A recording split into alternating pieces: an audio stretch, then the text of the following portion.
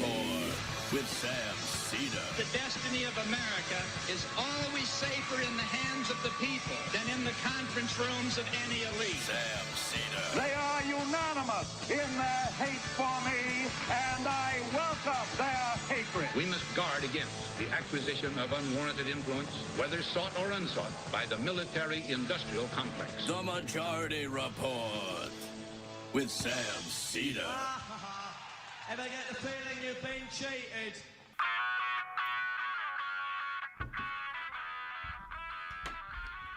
It is Wednesday, December 17th, 2025. My name is Sam Seder. This is the five-time award-winning Majority Report. We are broadcasting live steps from the industrially ravaged Gowanus Canal in the heartland of America, downtown Brooklyn, USA. On the program today, Laura K. Field, political theorist, author of Furious Minds, The Making of the MAGA New Right. Also on the program today, Trump announces a blockade of Venezuela in his quest for war, or just all of Venezuela's oil. Also on the program today, 4 Republicans defect in the House and sign a discharge petition to bring the ACA extensions bill to the floor. Meanwhile, Pete Hegseth decides Americans are not allowed to see the second strike of the video of the boat in the Caribbean on September 2nd. The most transparent administration in history is what we've been told, huh? You wouldn't understand it. Australian Bondi Beach Hanukkah celebration killers of 15 tied to ISIS, charged with terrorism. One died. Trump regime to dismantle the National Center for Atmospheric Research because it so-called promotes, I should say, they say it promoted climate alarmism. It's now only studying chemtrails, I guess. Was it justified climate alarmism? Nope, sorry. I'm going to be dead in 5 years. I don't care. To offset the Trump slump, Trump now contemplating stimulus checks for Americans. And Trump's chief of staff, Susie Wiles, in hot water for slamming just about everyone in the White House. Former special counsel Jack Smith in closed-door deposition with the House Judiciary Committee. All this and more on today's Majority Report. Welcome, ladies and gentlemen. It is Hump Day. How? I can't win. I can't win. I'm not enthusiastic enough. Okay. What, you sad today? No. I put some gumption behind it. Emma, you hadn't lost until you said that. Yeah, you were doing great. You just did it with a dramatic flair, and I was just letting you have the stage, and then... That's not... You know what you're doing. You know what you're doing. My God. I think now's a good time to say your haircut looks very nice. Thank you so much for Oh, did noticing. you get a new haircut? Oh, I that's did. great. Good job. Brian wins. That's what it was. Literally the first person, I think. First time. I just noticed you had a haircut, and I was like trying to suss that out, but I wasn't sure. Okay. Well, it's hump day. And I think there's a certain giddiness. This is the last Wednesday of 2025 Yes. that we'll be doing live. R.I.P. Hump Day 2025. Yep. Reincarnated as Hump Day 2026. Let's get into this. We got a lot to get to.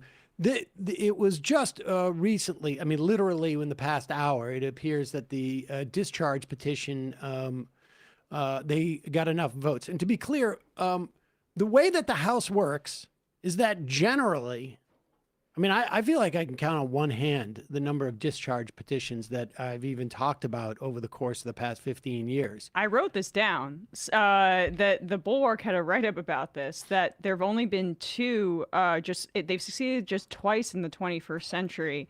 And in terms of success rate, since 1935, less than 4% have gotten enough signatures. And now you have like a handful. It's almost happened on a daily basis. Exactly. Now. Yeah. And to be clear, what a discharge petition is that The way that the House of Representatives set up, the Speaker of the House basically dictates what bills are going to get to the floor of the House. And that is generally maintained because the members of the party of the speakers of the House, of the Speaker of the House, they don't. They go along with what the Speaker says because they feel like, well, I mean, not just because they agree with him, but I imagine also you mess with the Speaker, you're going to lose your position on a committee. You're going to, you're just not providing party unity. And the crack up is so great amongst the right now. And this will be something good to talk about with Laura K. Field, at least from an intellectual standpoint, to the extent that there is intellect going on there, and there is some in some quarters. But the crack up ranges from, you know, down to their like podcasters, into their lawmakers, into the executive branch in the White House with Susie Wiles. I mean, it's all coming at them very quickly right now. And this is the second instance in as many weeks, I feel like, that there's been a discharge petition. The Epstein files, of course, was a discharge petition. That is where you have the majority of members of the House. And if it's all the Democrats voting, that means that there has to be defectors from the Republican side. And that's the case with this one as well. Vote to bring a bill to the floor. Now, that doesn't mean that the bill is going to pass automatically. Some people will say, like, I just think this needs a hearing, et cetera, et cetera. But more often than not, if you're going to buck your leadership, you're doing it for a reason. And that is because you feel the political pressure. And the 4 Republicans who defected, 3 of them are in purple districts in Pennsylvania, and 1, Mike Lawler, in a blue district in New York State. And so they're worried about what's going to happen in a week. And to be clear, it's going to happen in a week regardless. The discharge petition says that you need 30 days. The bill must be brought up within 30 days. Now, Mike Johnson could bring the bill to the floor today or tomorrow or any day in between if he wanted to. He may, because they're not going to get much credit for their vote to extend the ACA subsidies a month after it's clear that they're not there anymore. Yeah. The Senate is very unlikely to pick up this bill, although it's possible, but unlikely. So this is part of the Republican crack-up that's happening. But first, let's go to Jim McGovern, from Congressman from which district, Brian? Doesn't say a number here. Somewhere I'll in get right on that Massachusetts. bus. Sorry. He is from... Massachusetts. Yeah, oh, yeah, I know he's from Massachusetts, but he's from the heart of the Commonwealth, the Worcester County area, and Worcester. Second congressional Second district. congressional. In the second. It really should be the first, but... How do you not know your own congressional district? Yeah, I didn't. there you I'm just go. giving you shit for not putting it on the sheet. Here is Jim McGovern. But the truth is, they've always said they have a plan, but they've never had a plan. Let me just go through a list of things here. In February of 2016, then presidential candidate Donald Trump said, we're going to replace Obamacare with something so much better. Nothing followed. On February 27th of 2017, the president said, we have a really terrific, I believe, health care plan coming out. Never did. May 10th, 2018, Donald Trump said, but wait till you see the plans that we have coming out literally over the next 4 weeks. We have a great health care plan coming out. Nothing happened. At a press gaggle near Air Force One in May of 2019, he said, we're coming up with a great health care plan. We're going to have a fantastic health care plan that's coming out in the next 4 weeks. Nothing ever materialized. June 16, 2019, the president said, we're going to produce a phenomenal health care plan, and we already have the concept of a plan, and it will be so much better health care. Yeah, well, we'll be announcing it in about 2 months, maybe less. Nothing happened. Fox News interview, the president said, we're signing in a health care plan within 2 weeks, a full and complete health care plan. Nothing happened. July 2020, the president said, well, we're going to be doing a health care plan. We're going to be doing a very inclusive health care plan. I'll be signing it sometime very soon. It might be Sunday, but very, very soon. Nothing happened. August 3rd, 2020, the president said we're going to be introducing a tremendous health care plan sometime prior, hopefully prior to the end of the month. It's just about completed. Nothing. September 15th, 2020. You know, the president says you're gonna have a new health care. We have a whole bunch of alternatives to Obamacare that are 50% less expensive and are actually better. Nothing, it never happened. September 10th, 2024, ABC News presidential debate. He says, I have concepts of a plan. You'll be hearing about it in the not too distant future. Nothing happened. December 8th, 2024, he said, you know, we have concepts of a plan that will be much better. You'll see it very soon. Concept Produce of a plan, nothing. that's my favorite. In May of 2025, at a White House event, he says, so we're going to be maybe coming up with something. I think this gives the Republicans a chance to actually do a health care that's much better than Obamacare. Nothing. People are sick and tired of the empty rhetoric. They're sick and tired of you saying you have a plan. People get the gist of that. There is no plan. They've been saying for years. And remember, by the time Donald Trump came in, the Republicans had already tried to overturn Obamacare, I don't know, a dozen times? Right. Wait, maybe they had voted 50 times. We looked that up. I think it was 50 times now. That is in 2016. And famously, the closest that they got was the moment where John McCain, soon before his passing, ended up being the deciding vote that kept it. So, I mean, they've been and let alone like the way that they challenged it and had success with the mandate at the Supreme Court, weakening it as well. This has been an all-out assault from the Republican apparatus on the Affordable Care Act with zero plan to replace it with anything. At least 70 Republican-led efforts to repeal, people modify. forget this. There was 70 votes that took place in the last 4 years of the Obama administration, following 2014. So it must have been just like those 2 years they had 70 votes. They did nothing but vote against it. And they still never came up with an alternative plan. In fact, let's put it this way. When Chip Roy becomes the voice of reason on anything, you know you have a problem. Here he is talking about the Republican bill to bar state Medicaid programs from providing. This is supposedly the House Rules Committee on barring Medicaid from providing gender-affirming care. But he's talking more broadly about the Republicans' lack of a health care plan. And now we're sitting here and we're listening to nonsense about health care. Where my colleagues on the other side of the aisle sit here saying, well, you guys aren't doing anything about the massive expensive cost of health care. Why do you think it's expensive? Because you literally cut a deal with insurance companies to run health care. You think that's going to run wild? Yeah. That's why they have 2,000% profit increases, and the American people can't afford to go to the doctor of their choice while we enrich insurance companies. And yet Republicans will complain about it, and then they'll offer milquetoast garbage like we're offering this week, and then go home at Christmas and say, look at what we're doing. We're campaigning on reducing health care. Well, congratulations. At some point, people will look at this body and say, maybe we should get rid of all 435 members of the House and all 100 members of the Senate and start over, because Congress is literally failing the American people. I yield back. Now, it sounds to me that what he's calling for is a single-payer system. Yeah.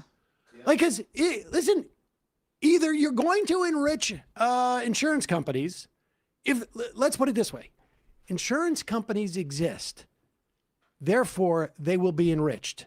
They serve no purpose in our healthcare delivery system other than to enrich themselves. They serve no other purpose. We have 1/3 of the country is already dealing with no private insurers. They get it through Medicaid or they get it through Medicare. You do not need private health insurance CEOs, board of directors, shareholders. They do not need to exist to deliver health care. And the only reason why they do exist is because and to enrich themselves. The breathless cynicism, though, of the Republican Party to actually try to gesture towards some sort of like anti-corporatist, anti-insurance company posture. The only way that they are able to get away with this kind of crap is when you have an opposition party that is this weak and is focused on defending the Affordable Care Act instead of saying we should build towards something like what you're saying. You could wash away this completely empty rhetoric, this posturing like they're populists, if the party got behind an actual solution, because it's right there in front of them. The Republicans already have a credibility problem on the issue of healthcare. Poll after poll for the past 2 decades or so show that people trust broadly Democrats more on the issue of healthcare than they do with Republicans. But the fact that they can get away with cheap points like this is because you have way too many members of the party that's still in bed with the insurance industry, and the Medicare for All caucus is growing. Hopefully we can add 3 senators, Peggy Flanagan, Plattner, and Abdullah Syed, who would be behind Medicare for All. But this is the time to draw a distinction, because that is just a lie. They're lying about what their position is. Their position is still maintain the entire infrastructure for private health insurance, but get rid of the subsidies that make it cheaper for people to buy it. That's the Republican plan. We'll be talking more about this, I think, as the months and years go on. It's going to be a conversation. It's going to be an increasing conversation in 2026 because the Democrats are going to take the House back at the least. And then there's going to be an expectation that you do something. It's not going to be enough to say, like, we still have, we got the subsidies. Yeah, save Obamacare. It's like it's not 2016 anymore. Right. We got a couple words from our sponsors. Laura K. Field, political theorist and author of Furious Minds, The Making of the MAGA New Right, will be joining us in a bit. And we got to talk about Chip Roy as a secret socialist with her. But before we do you have an idea you cannot shake? I feel like, Brian, you have a bunch of like ideas of what you want to sell.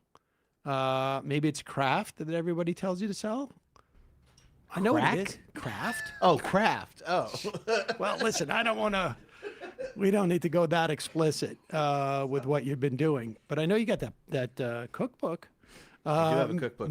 Make 2026 the year you launch your business, Brian. The year you transform into an entrepreneur, a founder, a boss. One powerful move puts your future firmly in your hands, starting a business with Shopify. With Shopify, 2026 is when you finally make it happen. Shopify gives you everything you need to sell online and in person. Can you believe that Shopify is set out to do this just to shame Brian? Millions of entrepreneurs have already made this leap, from household names to first-time business owners just getting started. I've told this story many times. I was afraid of doing a merch store because I thought it would be a huge pain in the butt. And I didn't want to have to deal with, like, how are we going to get a new product up there? I mean, like, for instance, we got the Max Left beanies. Mm-hmm. How are we going to get them up on time? What about the whistles? How are we going to get them up on time? Right. Well, Shopify made it super easy. It's all turnkey. Shopify gives you all the tools to easily build your dream store. Choose from hundreds of beautiful templates that you can customize to match your brand. Setup is fast with Shopify's built AI tools that write product descriptions and headlines and help you edit product photos. Marketing, that's built in too. You create email and social campaigns that reach customers wherever they scroll. It's on all our social media, and it integrates with in real life sales. As you grow, Shopify grows with you. Handle more orders, expand to new markets, do it all from the same dashboard. In 2026, stop waiting and start selling with Shopify. Sign up. Oh, I'll give you one of these. Sign up for your $1 per month trial and start selling today at shopify.com/majority.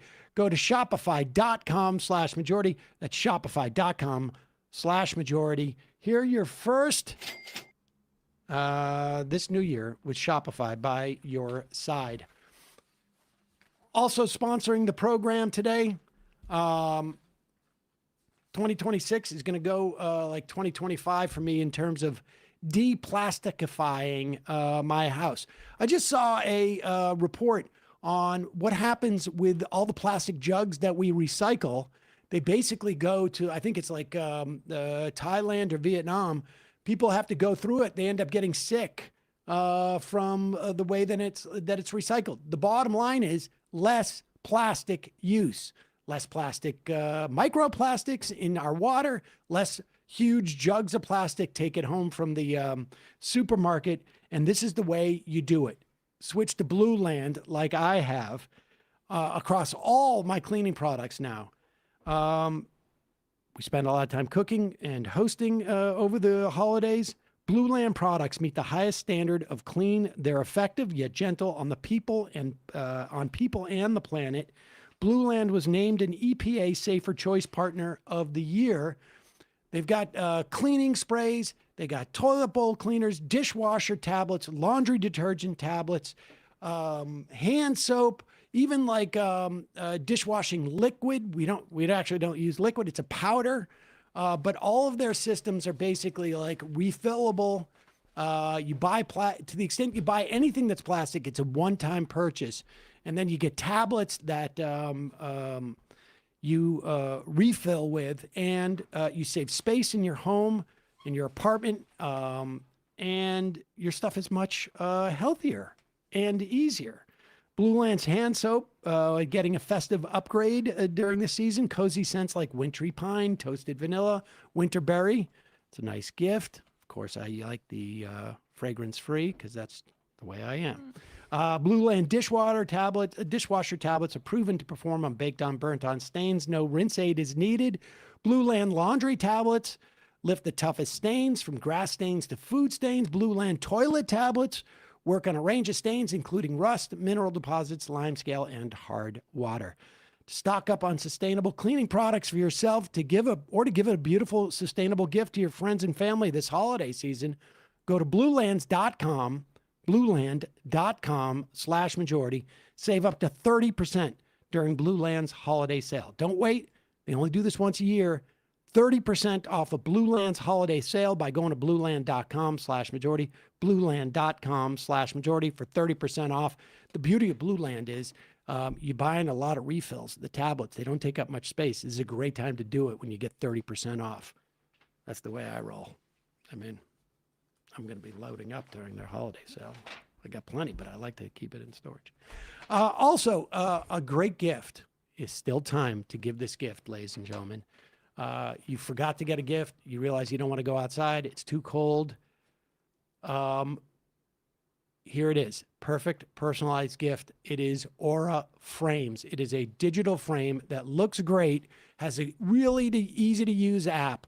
They give you unlimited video and picture storage, and you can put anything on there for people. I'm laughing because Brian's already going to send.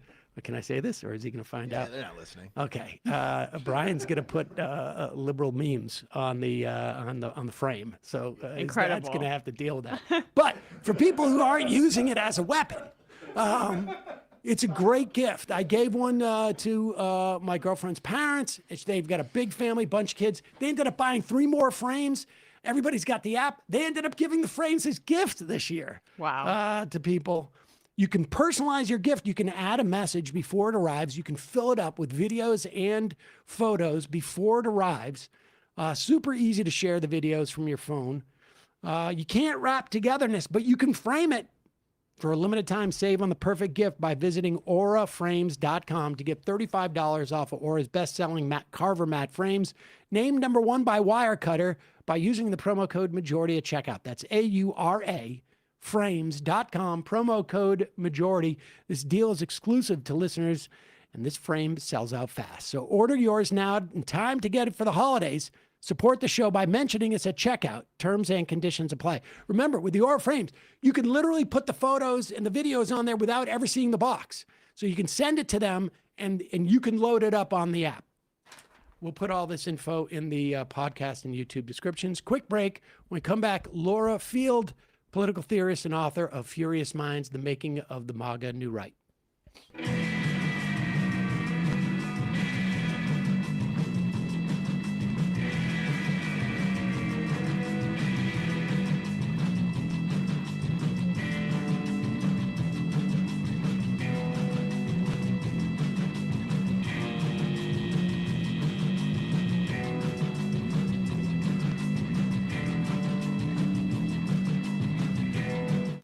We are back. Sam Seder, Emma Vigeland on the Majority Report. It is a pleasure to welcome to the program Laura K. Field, political theorist and author of Furious Minds, The Making of the MAGA New Right. Laura, thanks so much for joining us.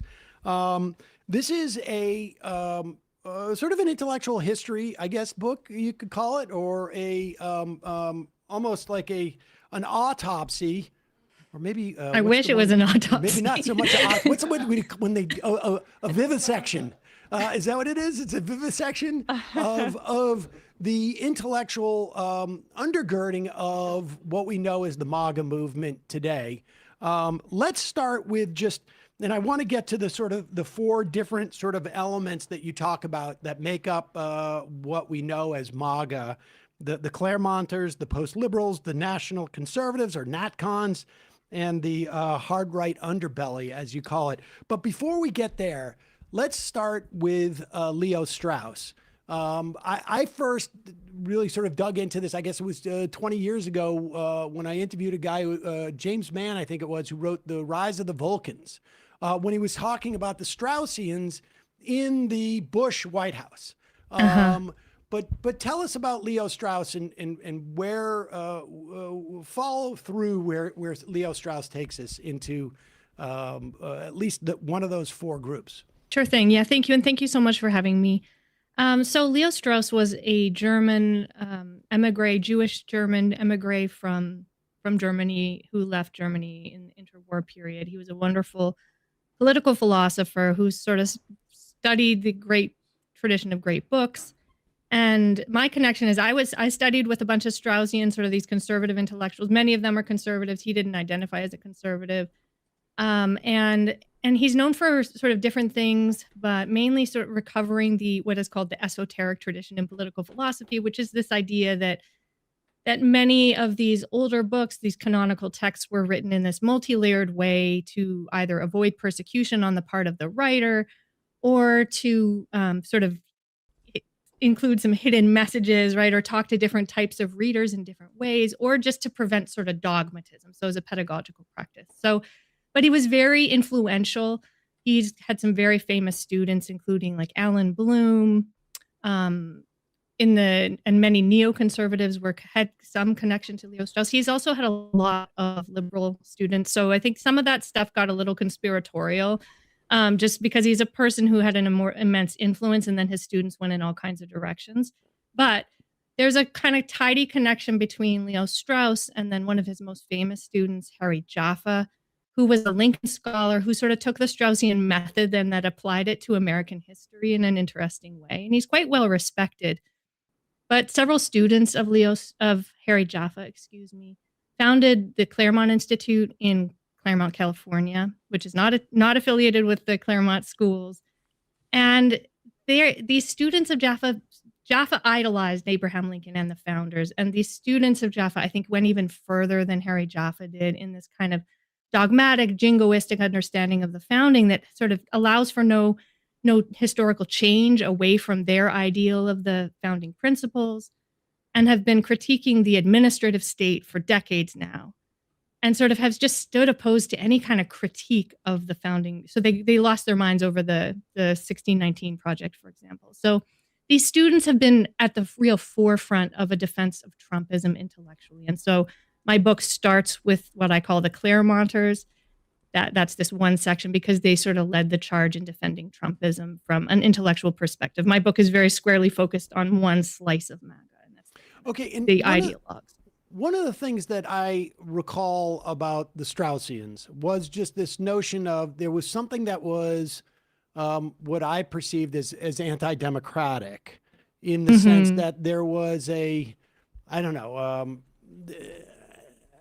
aristocratic or impulse, or just a notion of like, which we've seen in a lot of other traditions too, like even the progressives of the early 20th century had the same sort of like, we understand things that you plebes don't really understand. You don't. Yeah. And so how much of that, like, that certainly was there with the neocons. I mean, as far as I remember, like the sort of the Rumsfeld but how much of that went into, because that's sort of like, everybody seems to have taken that gene and just gone with it in a different way.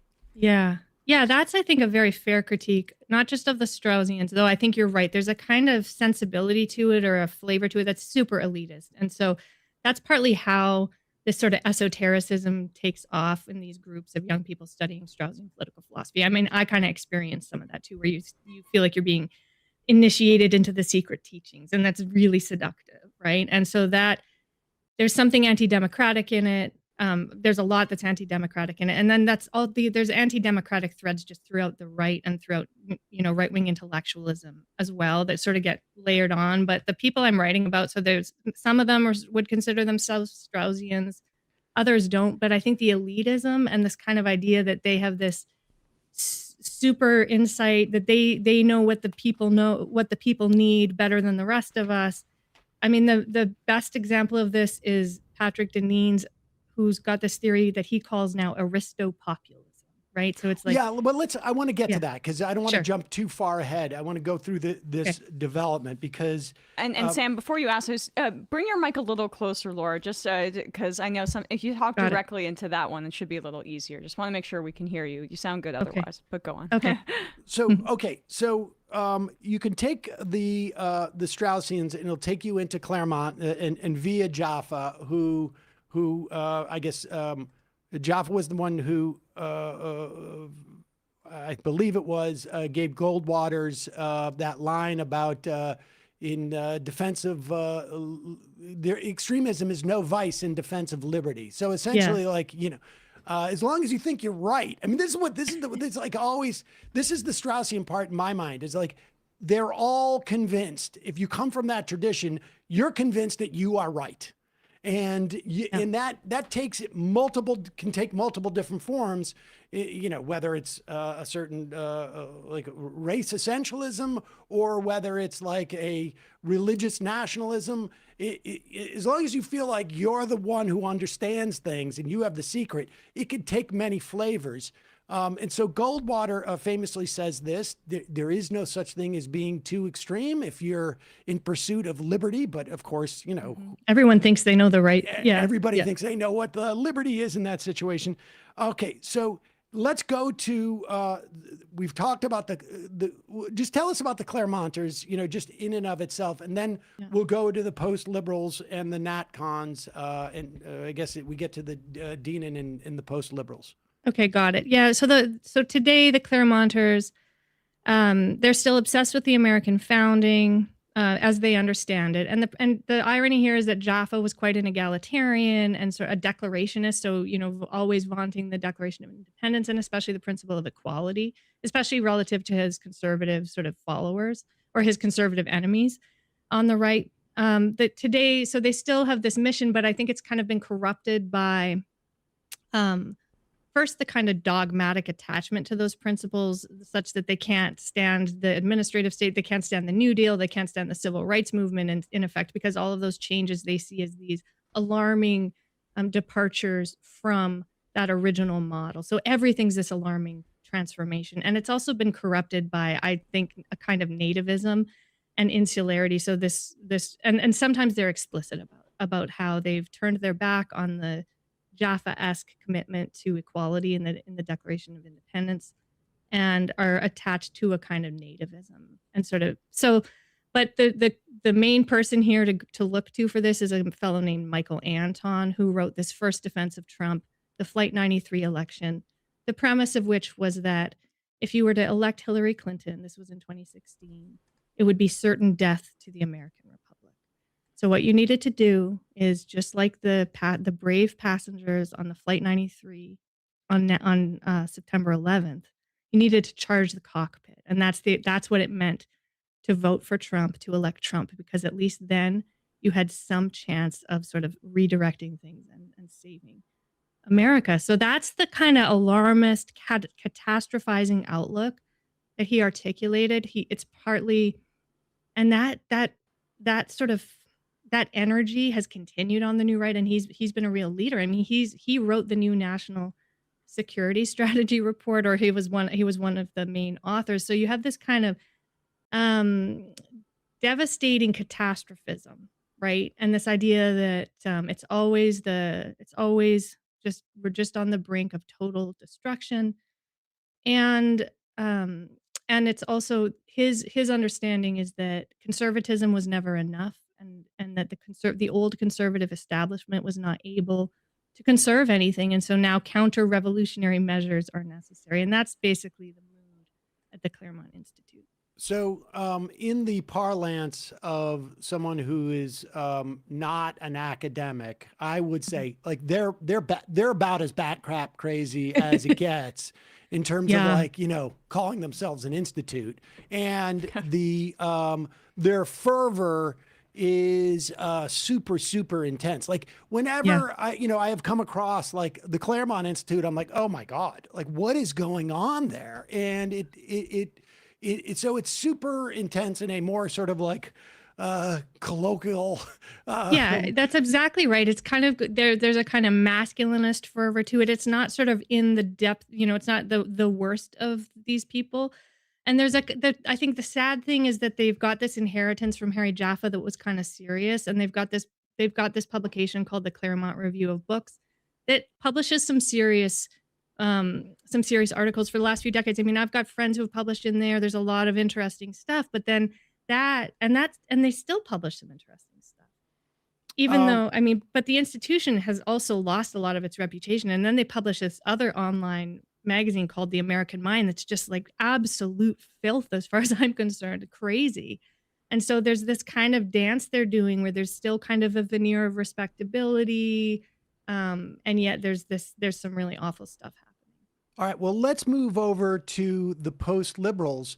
And I have to say, like, you can see throughout all of these, there's like strands of each within each other. These are not so discrete. Like this is the Venn diagram would have a lot of like sort of like crossover here, because I think you could argue in many respects, like the Claremont Institute is post-liberal in the sense that they're like, we got to throw over this existing order of, and we should say, we're not talking liberal in the capital L version. We're talking in the small L version, I guess, where we're talking more like the idea of, well, explain, you know. Well, I mean, let me say a little bit about that, because I think you're right in general that there's a kind of, the Claremonters would say that they are counter-revolutionary, and they want to bring us back probably to something like a Republican small government tradition, but they probably would also be okay with they would say they're okay with some small liberal principles. All right. Well, explain to people like when we're talking about in terms of liberal principles, we're talking about like just like liberal democracy writ large. So rule of law, free press, individual rights and liberties, checks and balances, right? And they would allow for some of that. They would well, they'd say that the constitutional order was organized with those things in mind. There's sort of different tiers, right? There's the upper echelons of the place, and then there's the gutter stuff. And so they'd say the upper echelons will be like, we're the true defenders of those things. And then the people on the bottom are like, actually, we're not. They get pretty racist and weird. So it's mixed bag. But with the post-liberals, which is this other group, which is mainly made up of socially conservative Catholics, and they self-identify as post-liberals, and their critique of the current sort of regime or the current situation in America reaches back to the American founding. Many of them say the American founding was kind of a mistake because it was liberal.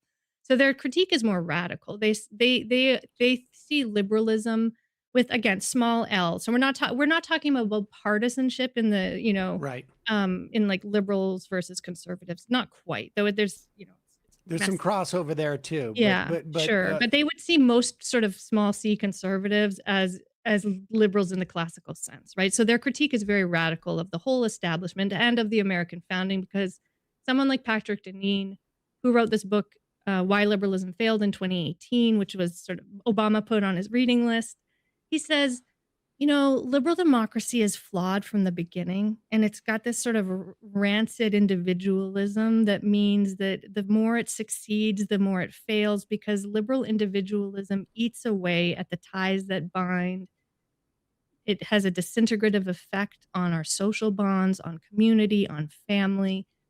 And so, and what happens then is because because and we can see there's some truth to this, right? We do have just, people struggle with loneliness. There's individualism has its problems, but then he says, so what you kind of can expect with liberalism is that eventually a strong man is going to be brought in to fix these problems. Liberals can't tell, there's just all these problems with liberalism. And so the post-liberals, that's their starting point. Isn't the liberalism that they're talking about, because when I think of this, I think of Peter Thiel, who, like, I don't know, a year ago famously said, like, or had the idea that, the problem with liberalism is that you end up giving women the vote, and then you end up in getting socialism, or that we are tired of the liberal order. And he's looking, we're in 1921 right now, or 1931. I can't remember which date he said, but basically arguing like, we're tired of liberalism. We're ready for that strong man. I mean, it seems to me when they're talking about that individualism, what they're talking about is the emancipatory movements of women, of Black people, of brown people, anybody who's been marginalized in society up until, I don't know, the 1930s, or 40s or 50s or 60s, and starting to get their individual rights without being, because when they're talking about the collective, what they're really talking about is a hierarchy that is either a racial or a patriarchy, right? Yeah, no, I'm in total agreement. I mean, I think that someone like Patrick Deneen would deny that completely and say, of course, there have been some good things about liberalism, but historically his critique tracks very well to what you're describing as the emancipatory, transformation of our society, and this, a pretty wonderful and, shifts in who has some status in our society. And so I think he's in a real bind there. I will say he's also the post-liberals. I mean, if we're to do them the most justice we can, I think they for them, and it's not just Deneen, it's people like Sohrab Ahmari, Adrian Vermeule at Harvard. There are some pretty serious people in this camp, and some important policy people who they care about the economics of liberalism. And part of their criticism is of sort of what we would call neoliberal economics. And so I think that that's an important kind of distinction between them and the Claremonters. And they're sort of the most serious in terms of sort of putting forward some policy proposals that I think sometimes people on the left might really appreciate. The trouble is they also want to conjoin this with like the abandonment of the separation of church and state. And they've got this sort of aristopopulist ideas that say what we are seeking is the common good, and we get to define that, and we then get to use the levers of power once we take over the state to impose those moral principles on the rest of society. Well, there is a growing, I just think it's important to say liberalism too, and neoliberalism, liberal economics failing, right? Trump came on the scene in part due critiquing free trade. Critiquing Hillary Clinton and NAFTA. And then even Biden, despite not being like a radical leftist, understood that there had to be like direct intervention in the market, particularly in the wake of COVID, to kind of get the economy moving. Both of these visions are recognizing the failures of liberal economics and are both advocating for a more direct state intervention in the economy and in society, and a stronger state. The one on the left is a more collectivist vision, hopefully, and there should be. I wish there were more Democrats that subscribe to it. But on the right, as you're saying, they'll say collectivist, but it's about the hierarchy of the group that they're advocating for. And instead of a vision of like democracy, which can be compatible with a left-wing vision, it's the strong man, the autocrat, that does that. Yeah, I think that's exactly how I think about it as well. I did a thing on CNN a week or two ago with some type of Christian conservatives. We were walking off. We were talking about I was talking about Mamdani, and he was saying like, yeah, I really want. I said, I don't understand. I can't remember how we got onto this conversation, but I was saying, yeah, Mamdani, like the universal childcare is going to be amazing, because he was saying, I really want families to be able to like not feel the pressure and have more kids. That's what it was. He was saying, like, we need to have more kids. Right. And I said, well, then you must really like the free childcare. And he's like, well, I want to see wages go up so that we don't have to have both parents working. Exactly. And it took like 2 minutes to realize like he didn't want free childcare, which would take the stress off of people because that would mean that mom could go and work. And I know. he doesn't So that's want mom to exactly what work. you have to keep an eye on. I mean, I think some of these people are pretty sincere, and I mean, I was at an event. He seems sincere. No, he but let me also just seemed say, like- some of these guys are sincere in the sense that I was at a conference a few weeks ago, and the editor of Compact magazine, Matthew Schmitz, was asked, who's the most post-liberal president we've seen or politician? And he said Joe Biden, and that's because of the infrastructure bill, right? And some of these things. And some of these people are for a child tax credit, but I think most of them are much more for like the Viktor Orban model, right? Where it's like exactly what you're describing. They want women at home, and I think women should have the choice, and so should fathers. So there is some overlap there, but they don't want. I don't think they are accepting of gay marriage, and so the people getting these benefits in their world will be traditional families, right? And maybe not even single mothers. I mean, it's very conservative in that old social conservative sense, and they want to empower the state perhaps to do some of these social programs that I would be all for, but they also want to use it to do things like claw back marriage equality, and do all kinds of other incentives to kind of shift back the demographic. Is JD Vance of that ilk?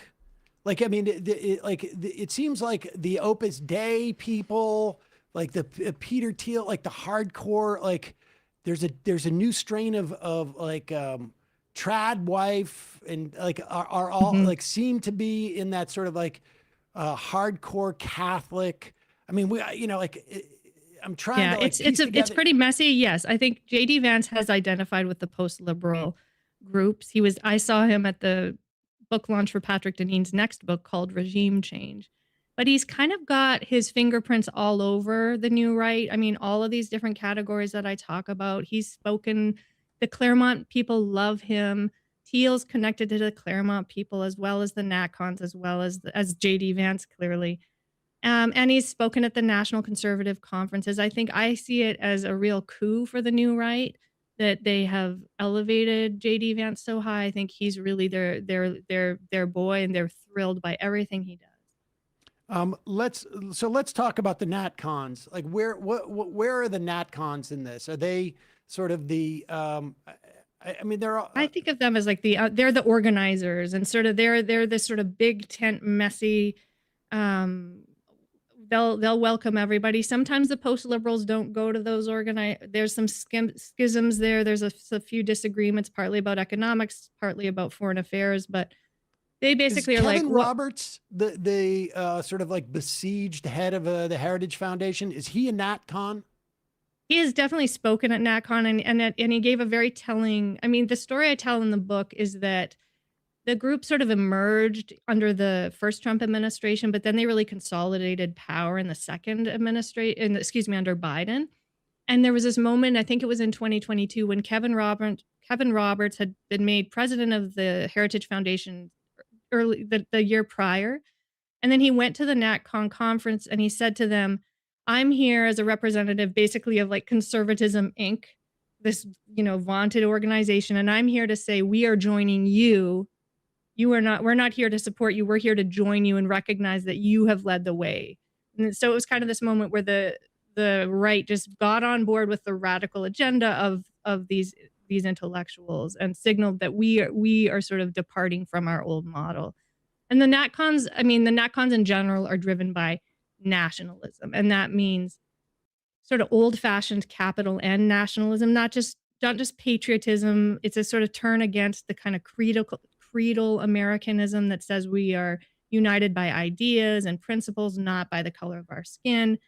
So the NatCon leader, Yoram Hazony, is this Israeli-American scholar who defends nationalism, saying what you need in politics is a relatively homogenous nation, homogenous in terms of culture, language, history, religion. He doesn't say ethnicity, but you can easily see how that tips into a kind of ethno-nationalism. And certainly that's been the big question with the NatCon since the beginnings of their movement. And I do track in my book how they started off saying we don't want any racists here at our conference, and then gradually the doors kind of opened to to some pretty They unsavory realize, like, characters. actually, Well, that's it the turns whole- out Well, we're you're sort of okay. I racist. mean, maybe not you, but Darren Beatty, yeah, you come and give us a speech. And there's a few people like that. Amy Wax was there. There's a long list. And they're also like Christian nationalists too, fall in here, right? For the most part, Many of them are. And Hazony, despite being Jewish, has said Christian nationalism is the only way to defeat the religion of woke neo-Marxism.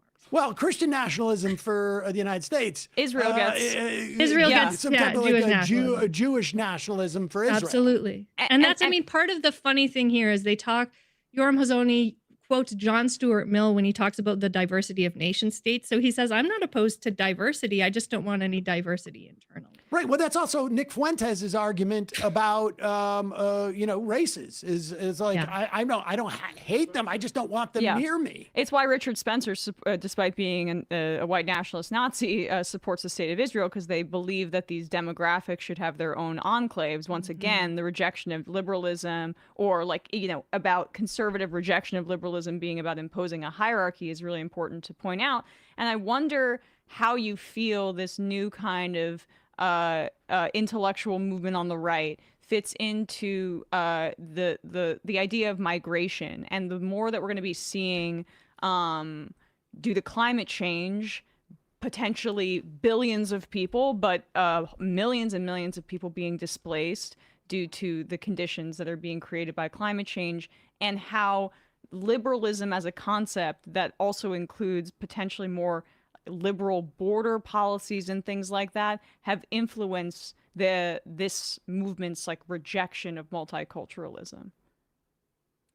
Well, it's their big boogeyman, right? Is immigration, and it's been a big sort of linchpin of their policy ideas from the very beginning. Michael Anton defined Trumpism as economic nationalism, secure borders, and America First foreign policy. And he's really been at the foreground of trying to shut down the borders and birthright citizenship and all of this. And I mean, I think it's so tricky because obviously some of the American people are right there with Michael Anton. And they're able to fearmonger on this issue and kind of override, I think, the facts on the ground about the contributions that people make to our country, and and just the importance of these norms of liberal internationalism that allow asylum seekers and refugees to move around the world. And a lot of it is like our politics have failed over the last 20 years to give people a decent life and have a path to citizenship. And I don't blame the Democrats for that as much as the Republicans, because I think that there hasn't. I don't study this carefully. I think there have been some really good faith efforts to do that. And some of the old Republicans used to also at least pay lip service to that. So, I mean, the country has failed on that issue. And I don't know. I mean, it is hard because things are so vicious right now, right? And so heartbreaking and cruel that it's hard to want to talk reasonably about the issue. Right. And I think for liberals, because it's hard to even acknowledge that there might be an immigration issue because of what they're doing. I mean, so I think it's really a mess. And I mean, to me, it's just. So what you're saying is maybe you guys take me somewhere else. It's hard to talk about it in the context of a policy prescription when you're fighting against fascistic forces. Yeah, and the last thing you want to do is give any credence to their bigotry and just the absolute horror show of what's unfolding. I mean, yes, and I so, think that's the case with frankly a lot of things in this context. All right, well, let's talk about the hard right underbelly, because this is like. You write about it as an intellectual movement, and we see it in the context of we sort of see all of this in the context of like our YouTube world and podcast world, frankly. Right. But this is the most sort of like YouTubian, I think, of the of the four. Oh, YouTubian, huh? Well, I mean, you're right about the Bronze Age pervert. I mean, so it's like that's the guy's moniker. I mean, that's you're not going to get into the Claremont Institute calling yourself that, at least for another couple of years, I would say, probably. But tell us But he's about not that. unconnected, right? I mean, they wrote this big article. I think more and more they're really congealing. And, well, that's the point, right? That's MAGA. Yeah, that's what. And I do sort of. I mean, I didn't expect to be ever in my life writing about people like Bronze Age pervert and raw egg nationalist. And there are others, Michael Millerman, Darren Beatty, all of whom have PhDs. Right. And some of whom have PhDs in Straussian political philosophy. They've written dissertations on Nietzsche and Leo Strauss. And that's a world I'm very familiar with. And so I couldn't not include them, and partly because they've gained a ton of traction and influence, not just on YouTube, but, on Twitter, and they're selling, a lot of books, and they're writing sort of semi-serious, semi-grotesque books that are fascist, that are extremely misogynist. And they're kind of taking off, in these sort of dark places. Well, are they? I mean, I want you to explain them, but in terms of like a chicken and egg, in 2016, 2015, one of our former producers here, Matt Binder, was like, when he was filling in on Mondays for me, he's like, I want to do this stuff about Gamergate and men's rights activists, and I'm like, oh, dude, that's not politics. And, but I'm like, well, but go ahead. And, then like 6 months later, they're all at the White House podium giving the white power sign. So, like, did they come first? Did the intellectuals who, that you're writing about, these guys who are the PhDs, who are still like sort of like fascistic and misogynist and whatnot, did they just simply follow like where the Gamergate people were and the men's rights activists and the Cernoviches and the Fuentes and the Spencers and whatnot? Some of it is that. I mean, I was surprised. The more I did the research, the more I discovered that some of these guys, and the best example is Michael Anton, who, again, he's not necessarily in the gutter with these guys, but he's friends with many of them, is my impression. And he was involved in the pickup artist community, at least to the extent where he was constantly posting about it and or writing about it. He'd published an academic paper called Socrates as Pickup Artist. And so they were kind of immersed in that, some of these guys in that world. I mean, you can't make this stuff up, right? So he's got this, I mean, it's crazy. So you have that, and you have someone like Bronze Age pervert, or Costin Alamariu is his name, who was, studying at Yale and had this kind of dual life where he was also writing this book, Bronze Age Mindset, while he was trying to continue his academic career. I mean, the academic career ended before that stuff really exploded. And so, I think they were just immersed in that stuff, and obviously very sympathetic to a lot of it. And some of it, I mean, if you think about Duke, a lot of that, it was Gamergate that started it. There was also this lacrosse case where the Duke lacrosse team was accused of rape, and that was really important to someone like Stephen Miller. And I think in that case, these guys were right. They were onto something. And so they've got these kind of half-baked, some of it's totally half-baked, a lot of it's really vicious, but they've got this sort of way of framing things that's really catchy. They've got these phrases like gynocracy, the longhouse, the cathedral, right? Curtis Yarvin is another one of these guys.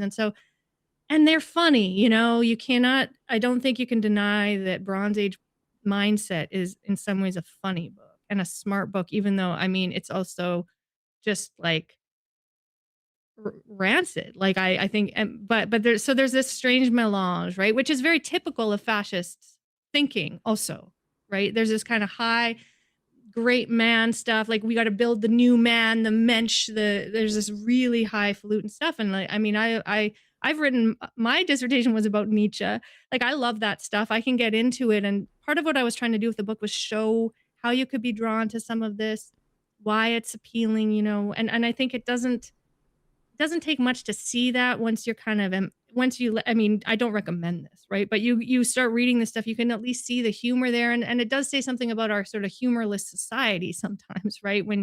That these guys are really, I think, thirsting for some. I mean, I'm not justifying it. I'm just saying, no, I understand. You got to understand it. I mean, I think, yeah, and this is why you see like sort of on the perimeter of this stuff, and maybe not even so much on the perimeter of it, but like, Gavin McGinnis and folks like that. And then even as far as Andrew like, Tate. sort of like the, well, Andrew Tate and the sort of like mothership comedians are all sort of like on the perimeter of this stuff, and some are a little bit more in. So this is like a milieu that all these things sort of come together. And but is part of it like, when I was reading about like the Dime Square stuff, which I was aware of prior, and Red Scare I don't think was ever really quite as left as they sort of Probably postured. I think it was just they were riding a podcast wave that was more about like, what was happening. But the thing that has always occurred to me about that ilk of people was losers who, with all due respect to everybody, but as defined by their own sense of aggrievement, like not necessarily, like a sense of feeling like I'm not part of the cool kids, and this is an opportunity for me to be a cool kid. Like when I see like even like whether it's Curtis Yarvin, like he's wearing the leather coat, and it's almost like, dude, this is a stage that you're supposed to go through when you thought you were a motorcycle guy back like when you were 17, but he couldn't probably in high school. And I'm not speaking as someone who was like that. I was not, surprise, well, also wearing a leather coat or being one of the cool kids. I wore a sweater vest in high school. That was pretty cool. But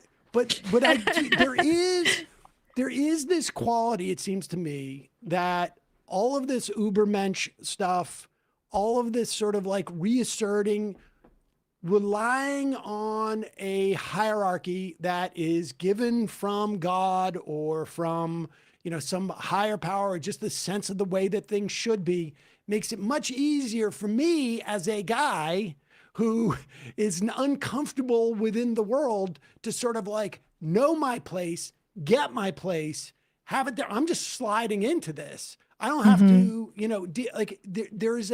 that to me seems like, because if, you look from whether it's like Mike Lindell and Steve Bannon and all the Breitbart thing. I mean, Andrew Breitbart, the sense of being aggrieved by Hollywood was his fundamental building block for everything.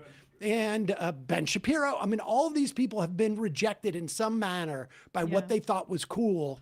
And this is the way they struck back, and they built all these things. I mean, Gamergate came out of Breitbart and Bannon and Milo Yiannopoulos and now like, Fuente. I mean, you see all the lineage there. At its heart, there's this sense of like aggrievement and sense that like, I should be in a better position than I am. And now I've created a theoretical framework where it's going to be much easier for me to step into.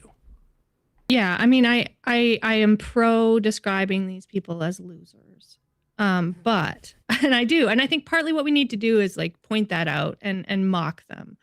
But I also, I guess, to be a little, maybe, I don't think this is controversial, but I think that we've got to address, and I don't mean that across the board, right? I mean, because I'm trying to be careful in the book and generous, right? I think we have to also be generous. And I guess it's fine to say that about the people, many of the people who are doing some of the worst work, right? Like Christopher Rufo and like go off. But I think we have to be careful because there's something happening here where a lot of people are being drawn to it who I don't think are losers. Right. And I think deserve some generosity. And we're not being, and I think as a culture and as liberals, we're not very good at talking to them. And part of what I try to articulate, I mean, I'm a political theorist by training, but I'm not like a liberal theorist insofar as like I haven't studied John Rawls very carefully, and I wrote about Rousseau and Nietzsche. And I love Plato, right? So I love a lot of this sort of old stuff. But one of the problems with liberalism, and I'm a good liberal, right? Like I love liberal democracy. But one of the problems with liberal from like a social cultural perspective is that it doesn't tell us how to live our lives. It's also one of the great things about liberalism, right? We get choice, we get our right to choose. We get to decide what sort of culture we want to be part of when we're adults, right? We get to kind of, design our own life. And that's the whole point of liberal democracy. It's not going to kind of hand down one religion, one sort of comprehensive doctrine by which to live. The problem, though, is that it leaves a kind of vacuum, right? Where liberals don't often know how to talk about the good, right? And one of the strange things happening on the right, part of it's just this fascism, like great man talk, but part of it's that they're using this language of moral values, of ends and purposes. Christopher Rufo constantly talks about the good, the true, and the beautiful, right? And they're providing answers to young people about how to live. They're saying liberalism's not going to tell you, but we sure as hell can, right? Mm-hmm. We've got a gym for you to join. We've got, podcasts for you to listen to.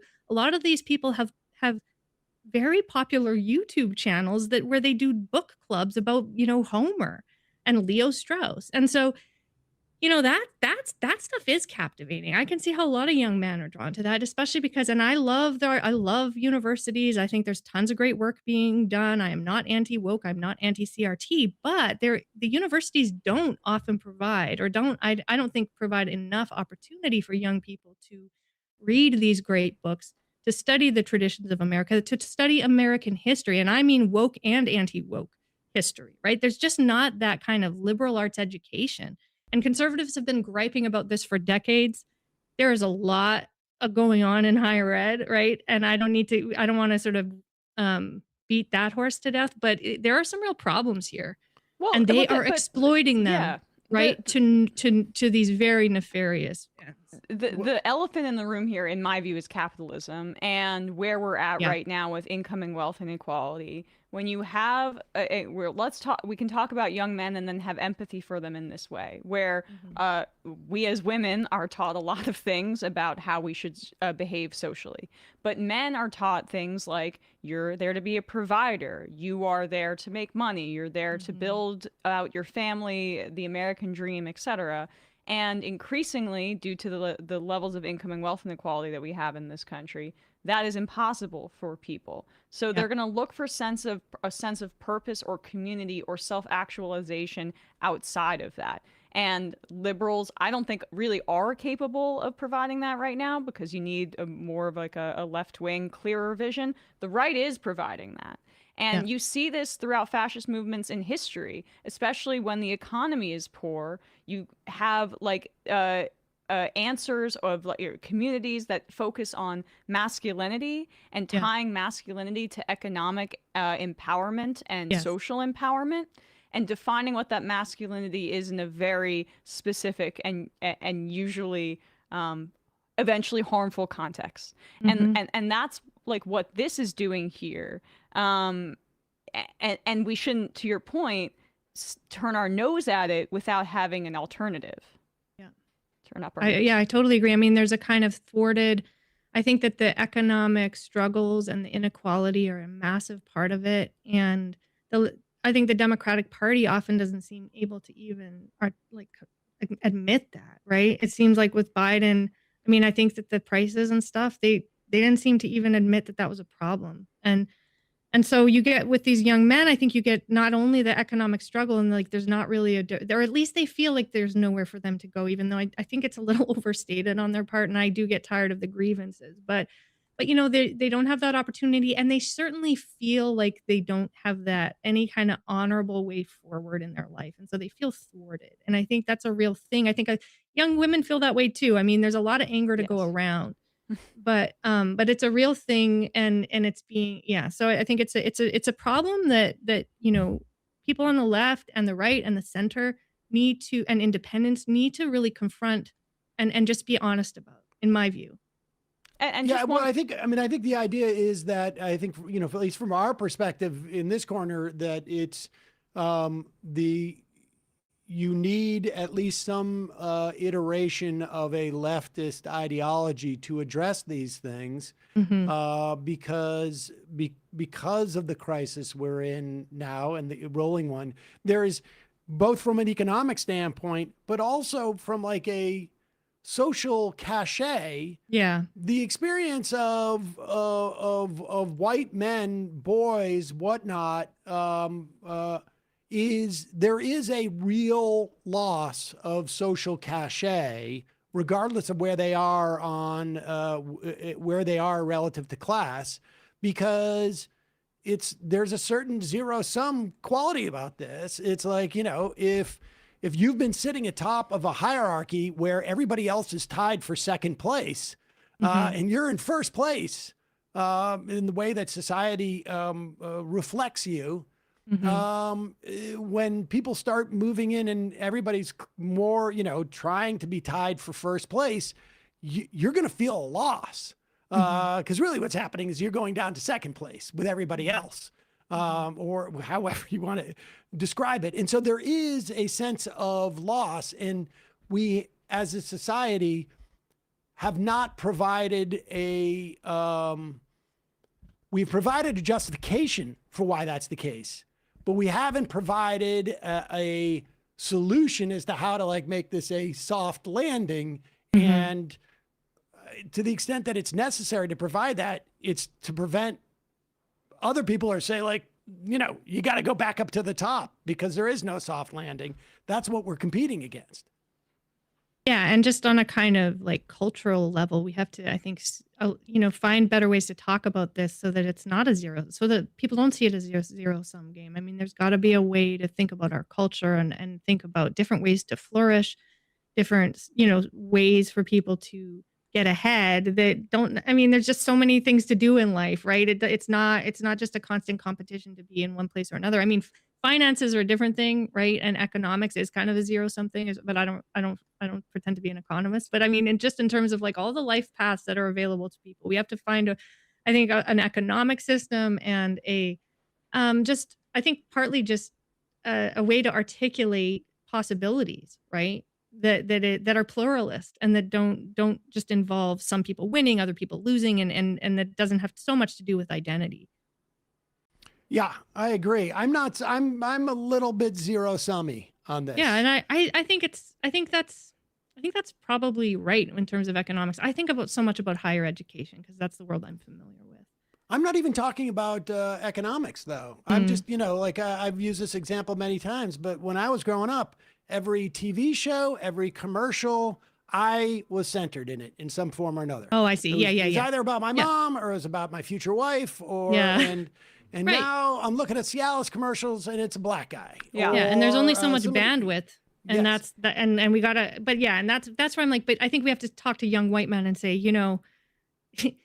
their win is not your loss. It's actually good for you, right? It's good for you that more people are celebrated. Our country is stronger because of that, right? It's hard to not sound cliche, but it's true. I've got 2 white kids, little boys, and they're not harmed by these new, different ads with black kids in them. That's what's important is making the case for multiculturalism. And again, I know that you're in the theory space, but we're critical of the Democratic Party for this very reason. Ceding the multiculturalism should be a part, and this country being a nation of immigrants and all of that should be at the center of people's civic minds once again. But we have a vacuum that isn't being filled. And when you talk about higher education, that the hollowing out that you're talking about, so they only have YouTube alternatives with reading groups that have essentially misogynists that are telling you what your diet should be. That's on purpose, right? The disbelief, the eschewing of liberal education or even liberal arts, where you would get a variety of different perspectives. Rufo, to bring him back into the conversation, is so aggressive on that point. Because when you choke off those alternatives, it's also financial for people's access to higher education. Yeah. But and then you wage war on the liberal arts. That benefits them disproportionately. Yeah, I think that's right. I think that's in a way. I think that the universities have been hollowed out because of capitalism in a lot of ways, right? They've lost their capacity to sort of govern themselves and to protect the liberal arts and humanities. And someone like Rufo comes along and says, this is again, since Alan Bloom, this goes, and William F. Buckley, this goes back a long ways. They're saying that the universities have been overtaken by these minorities, these critical perspectives, and they would say they've been hollowed out by and taken over by identitarian indoctrination. And I just want to say, I don't think that's right. I don't think his historical account of how this happened or why it happened. I celebrate, the critical studies, feminine, gender studies, all this stuff is, and like, yeah, you got to understand Black history. I think this stuff is great. It's been good for most people, for many people. But I do think that I think the Academy has failed to unite, to kind of square the circle, or at least like allow there to also be, to protect things like history, right? And including the history of the American founders who were white. The great books, when I was studying them and was drawn to them, so many of my professors did just think of that as a dead white male tradition. And it's extremely, it's anti-intellectual. It's turning your back on an amazing history of literature. And so there's been no, I mean, there are some institutions that do a great job protecting the humanities, having a kind of core education that's not, that's not against critical theory, but that embraces, that brings really genuinely diverse perspectives, but also allows there to be a kind of formative, positive dimension to education, and allows young people to ask big meaning of life questions. So I could go on about this, but I think there's something that's really important here about higher education that liberals have failed. Do you think that I want to go back to Rufo a little bit in just a second, but just to address what you said, do you think that it is the absence of that type of education you're talking about, or the rolling back of that type of education you're talking about, is substantively problematic, or like rhetorically problematic, in the sense that it gives weapons to those who want to enhance the grievance?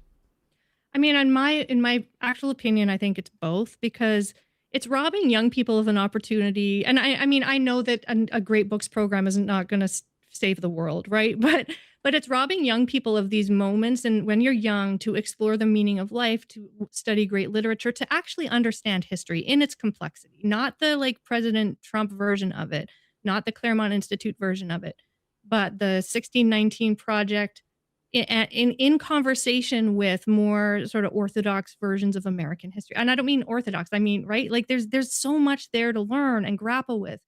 And I don't think our young people really are invited to do that as much as they should be.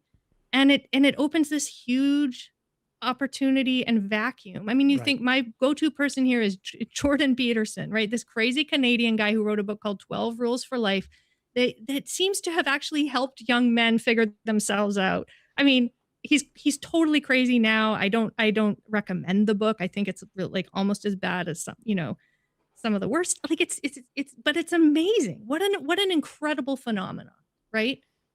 And it's a real shame that it's that guy writing that book instead of a whole bunch of young people flocking to serious programs in the classics, in American history, in comparative literature.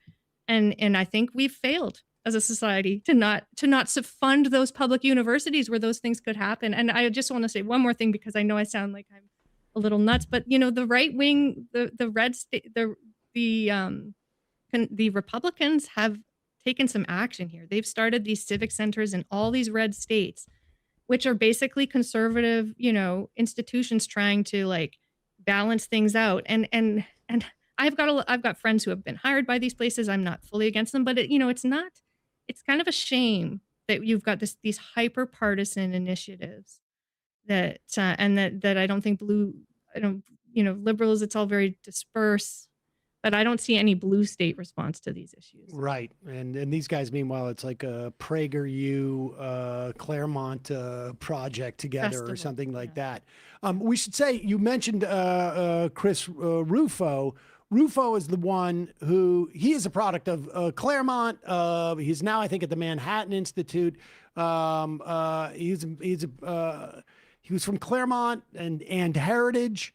I mean, he sort of like hits all the hits, as it were. And he was the one who famously was on Twitter saying, like, when we say CRT, we're going to basically make everybody, we're going to make our people believe that that's everything bad. They don't need to know like what we're going to it stands just be for. propagandists. He Yep. basically admitted, and twist. We're going to distort the truth to score political points, to change policy, and very sadly that worked, right? I mean, he was testing the limits of what I talk sometimes in the book about what I call ideas first politics, right? Where it's kind of like the field of dreams, like if you build it, they will come model of politics. And, and Christopher Rufo was pretty effective at that, just building this huge movement out of a lie. Yep. All right. Let me just, lastly, it's sort of overarching. Where does the combined,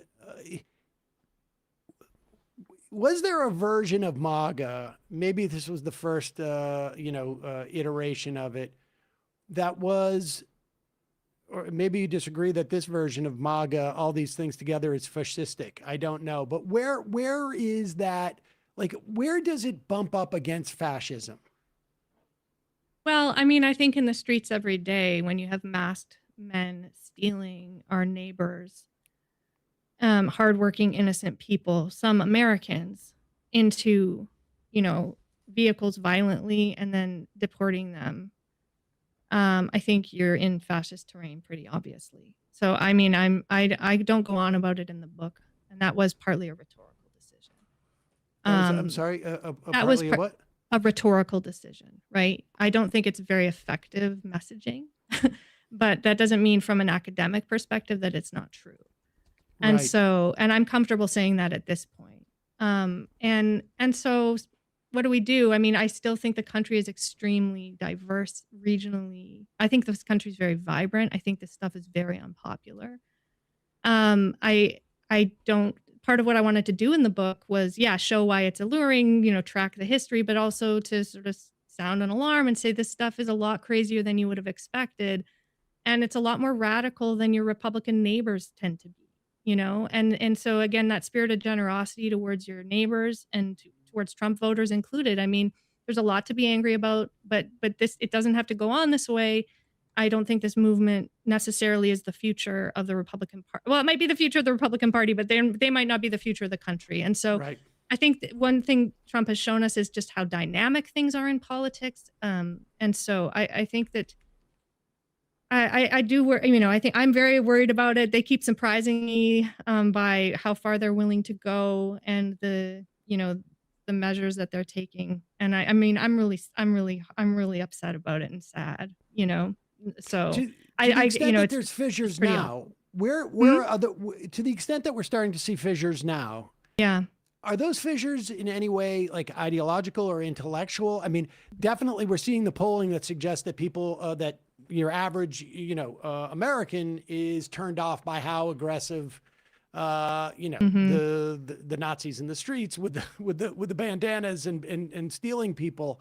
But in terms of within the context of the Republican Party and its, sort of the intellectual foundations, we're seeing it a little bit at Heritage Foundation, right? Where they drew, where some people, 2 new people left the Heritage Foundation because of Fuentes and Tucker Carlson over anti-Semitism, presumably. But is there really any fissures amongst those groups that you have outlined that make up MAGA, or is it really more just like, Marjorie Taylor Greene is mad because she's no longer going to be running. She thought she was going to run for governor, or Laura Loomer breaks off, or Candace Owens breaks off because this is just her business model. I mean, there are important fissures in the intellectual side, especially around economics, some foreign policy stuff, where some people are more willing to go along with the old, with some support Ukraine and some don't, for example. But I think more important are the other fissures, right? Which we're seeing are just like everyday political fissures. The people I write about seem pretty pragmatic. The Claremontsters are willing to get along with the post-liberals. Some of them will destroy the regime. The rest of them are like they'll seize what's left and reorganize it. So I mean, they get along. There's the tech. I think the tech versus MAGA, Silicon Valley thing is interesting. I don't think that Silicon Valley is presumably, I don't think they're quite so captured by the ideological strains. Some of them clearly are: Thiel, Musk, maybe Andreessen. Curtis Yarvin maybe has had his moment. I think people see through that, and so they'll go where the winds blow politically, is my assumption. Though I mean, that's not something I can follow super closely or have been able to. So I think the fissures are real, but far more. And with the Heritage Foundation, Robbie George left the board of the Heritage Foundation. That was a very big moment. I think he's sort of leading the way. It's way too little, too late. In my opinion, I think it's just a joke. But I'm not a Republican, so I think that meant a lot to some Republicans who still hold out hope that this thing can be turned around. So that's really important. And but more important are just like the messy fissures, the disgust with the anti-Semitism, the Marjorie Taylor Greene thing is important. The Epstein files are important. So I think those things really do matter. Trump's very volatile. And I think it all makes, I mean, my own view is that it all makes JD Vance look pretty bad because he looks so weak, not able to say anything against any of it because he needs to just play nice with all the different ugly factions. Well, Laura, it's hopefully we can check back with you over the next 6 to 12 months to sort of determine who won out, who's still standing. I don't know if that'll be the end or the midway point or just the beginning of whatever's guess, going right? on. It's crazy. Laura K. Field, the book is Furious Minds, The Making of the MAGA New Right. We'll put a link to that. Thanks so much today. Really, really appreciate you coming on. Thank you so much. What a fun conversation. Thank you. Thank you. Bye-bye. All right, folks. That's it for us. We're going to head into the fun half. I should just say, I just saw on IM where somebody people are saying like on Twitch, people are making the have confused liberal as we were talking about it with liberal as in like the center left Democratic parties squish or neoliberal economics.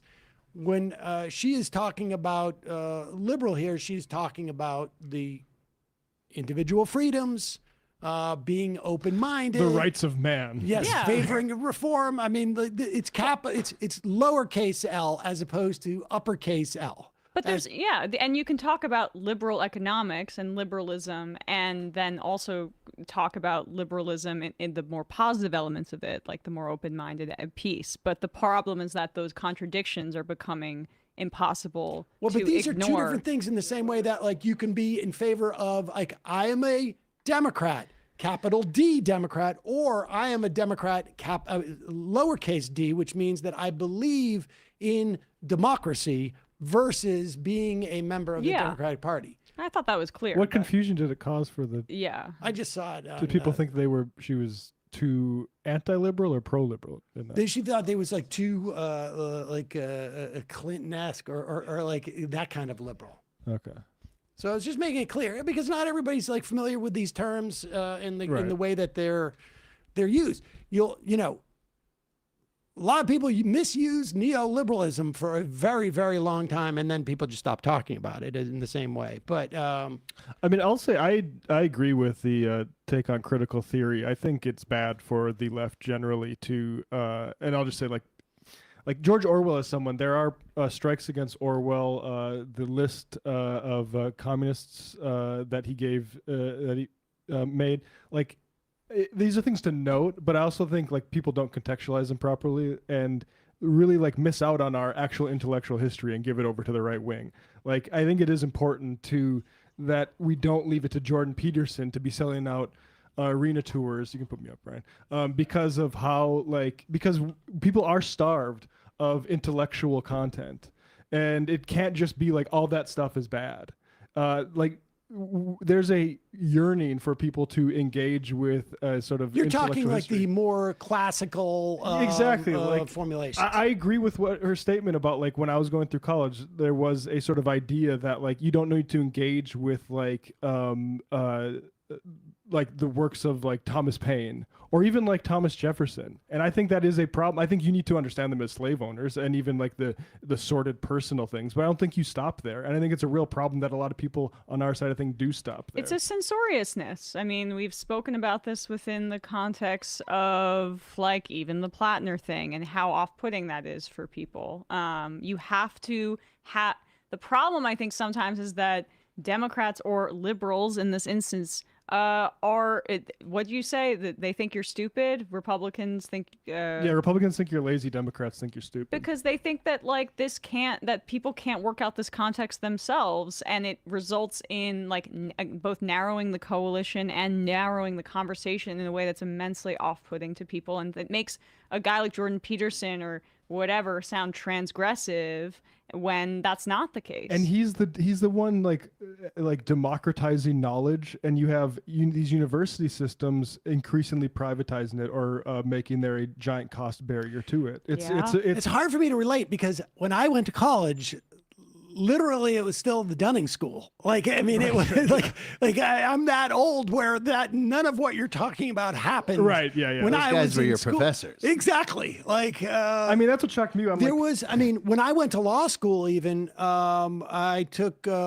the critical, legal study, there was critical legal studies, which was part of the, in part, probably predates in many respects the CRT or CT, critical race theories, but it was like you only get 2 credits for this. You get 4. You get 4 if you take the other class. It's like, well, wait a second, it's the same class. Like I'm putting in the same amount of time. They literally devalued it in that way. And it seems to me what we probably overshot, which I think, happens with any type of social movements, like, not to use a Taekwondo analogy, but you've got to punch through the board, and your punch lands a couple of inches past the board when you break it. And then, there's maybe needs to be a little bit of a course correction once you have broken that board. Now, the board, I think it's hard to argue that the board is shattered. The board's still there, but it's creakier. And how do you prevent the reaction to this to re-glue the board? I mean, but the reaction too far with the board. But the reaction is because the soil is so fertile for that kind of reaction because of the systemic income inequality problems and the fact that higher education there is this barrier to entry. If you can go on YouTube and listen to 12 rules or whatever that's going to help impact your life, or him talk about Plato. Yeah.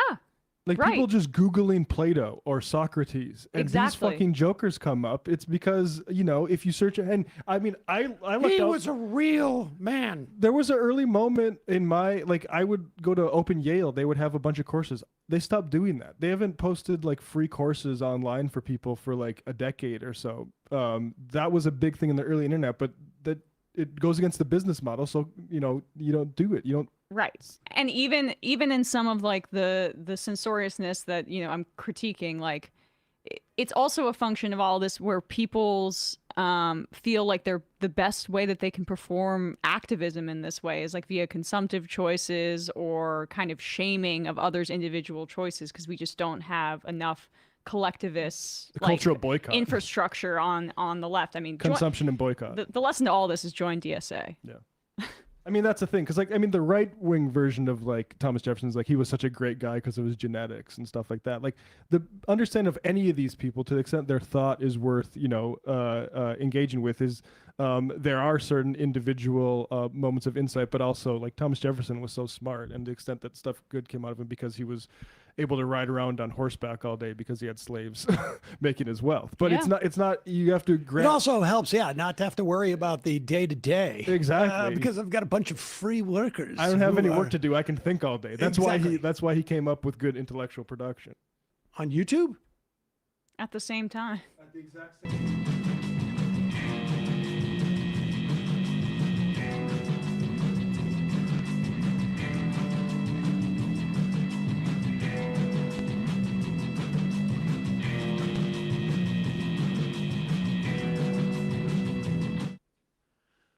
Hello, ladies and gentlemen. We're having, I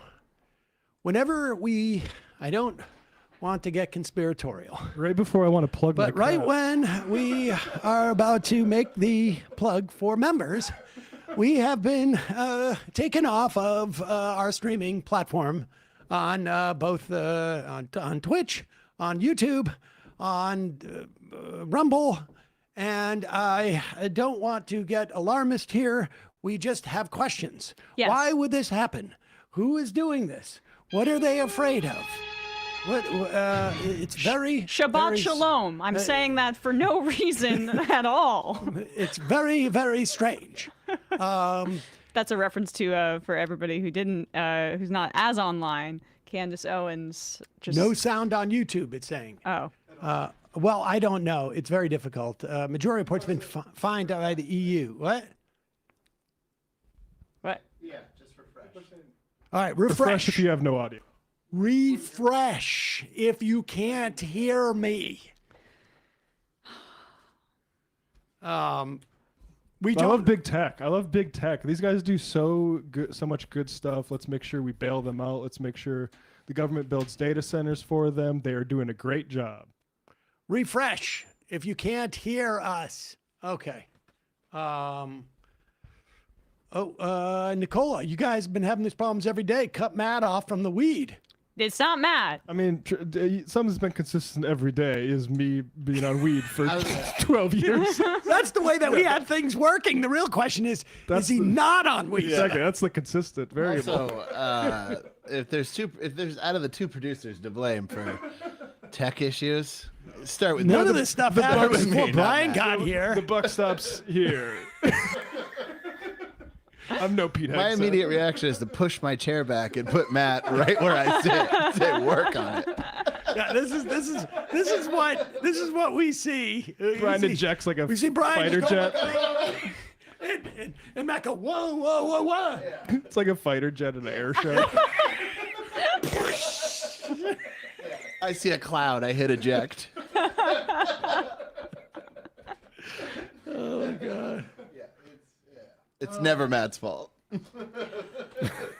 I hope it's consistent for the rest of the show here. But let me just plug big show Left Big show. Reckoning today, coming up right after the show this afternoon. Grant Plattner, he gave us 45 minutes. We talk a lot about that, and we also talk about the Texas Senate primary again. Get a little bit into Jasmine Crockett, who feels misrepresented. We do point out that we would support either against John Cornyn, because some people think if you're criticizing these folks, you're not being a good Democrat. So check that out right after the show today. Why are you wearing that John Cornyn for re-election shirt? Cornyn just bought me new parka. The Cornyn was sending a message when he brought the stream down. Just behave yourself, Matt. That's how he's sending a message. I mean, I'll do shot anything across if the bow. If these tech issues stop, I'll vote for whoever. Folks, see you in the fun half. 3 months from now, 6 months from now, 9 months from now. And I don't think it's going to be the same as it looks like in 6 months from now. And I don't know if it's necessarily going to be better 6 months from now than it is 3 months from now. But I think around 18 months out, we're going to look back and go like, wow. What? What is that going on? It's nuts. Wait a second. Hold on for a second. The Majority Report. Emma, welcome to the program. Hey. Matt. What is up, everyone? Nomi Key. You did it. Let's go, Brandon. Let's go, Brandon. Bradley, you want to say hello? Sorry to disappoint everyone. I'm just a random guy. It's all the boys today. Fundamentally false. No, I'm sorry. Women's. Stop talking for a second and let me finish. Where is this coming from, dude? But dude, you want to smoke this 7A? Yes. Hi, me? This me? Yes. Is this me? Is it me? It is you. Is this me? Hello, is this me? I think it is you. Who is you? No sound. freaking day. What's on your mind? Sports. We can discuss free markets and we can discuss capitalism. I'm gonna go throw up. Libertarians. They're so stupid, though. Common sense says, of course. Gobbledygook. We fucking nailed him. So what's 79 plus 21? Challenge Matt. I'm positively quivering. I believe 96, I want to say. 857-210-35 501 1 half 3 8 9/11, for instance. $3,400, $1,900. 5 4 $3 trillion sold. It's a zero-sum game. Actually, you're making me think less of it. But let me say this. Poop. Call it satire. Sam goes, it's satire. On top of it all, Yeah. my favorite part about you is just like every day, all day, like Yeah. everything you do. Without a doubt. Hey, buddy, we see you. All right, folks. It's just the weak being weeded out, obviously. Yeah, sun's out, guns out. I don't know. But you should know. People just don't like to entertain ideas anymore. I have a question. Who cares? Our chat is enabled, folks. I love it. I do love that. Look, gotta jump. Gotta be quick. I gotta jump. I'm losing it, bro. 2 o'clock. We're already late, and the guy's being a dick. So screw him. Sent to a gulag? Outrageous. Like, what is wrong with you? Love you, bye. Love you. Bye-bye.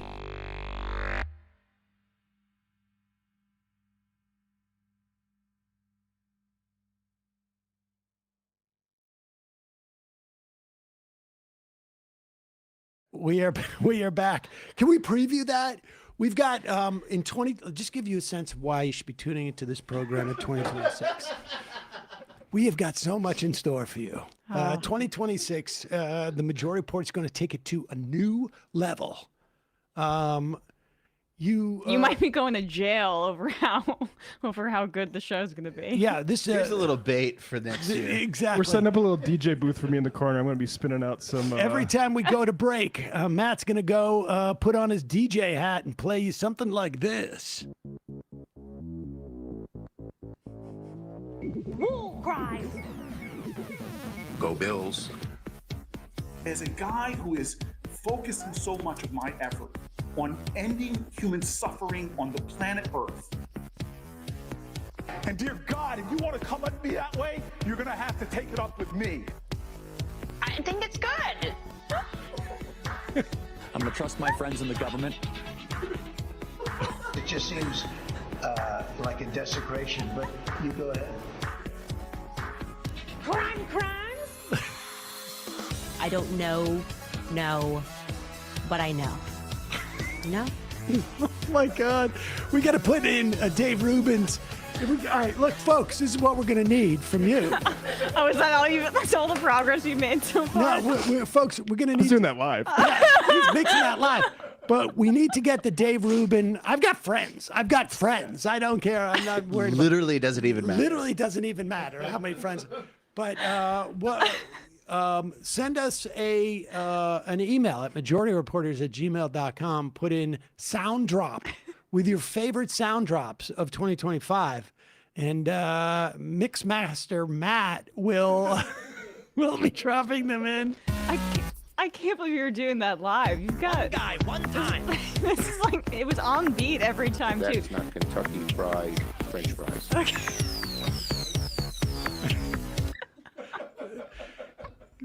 Just to give you a vision, in 2026, that's going to be 95% of the show. Get used to that song, folks. We're just going to come on like, it is Wednesday, December 17th, and then just boom. Yeah. JD Vance did some shit. I think it's good. First of all, how dare you? My God. Today's my 30th birthday. I want to treat myself to an MR membership. I earned my PhD this year, and I hope I can weather the storm of this administration to have a career in medical research in a better environment for prioritizing public health. It may be a little rough for the next couple of years, but then we'll hope. Appreciate the membership, though. I need Chuck Schumer's social medias. You need to send us an email at majorityreporters@gmail.com, and you got to put sound drop Social media in the subject line, and that's the way it's going to happen. Don't be IMing me this stuff right now.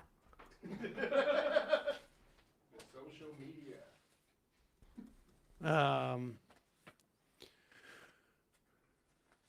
Let's start with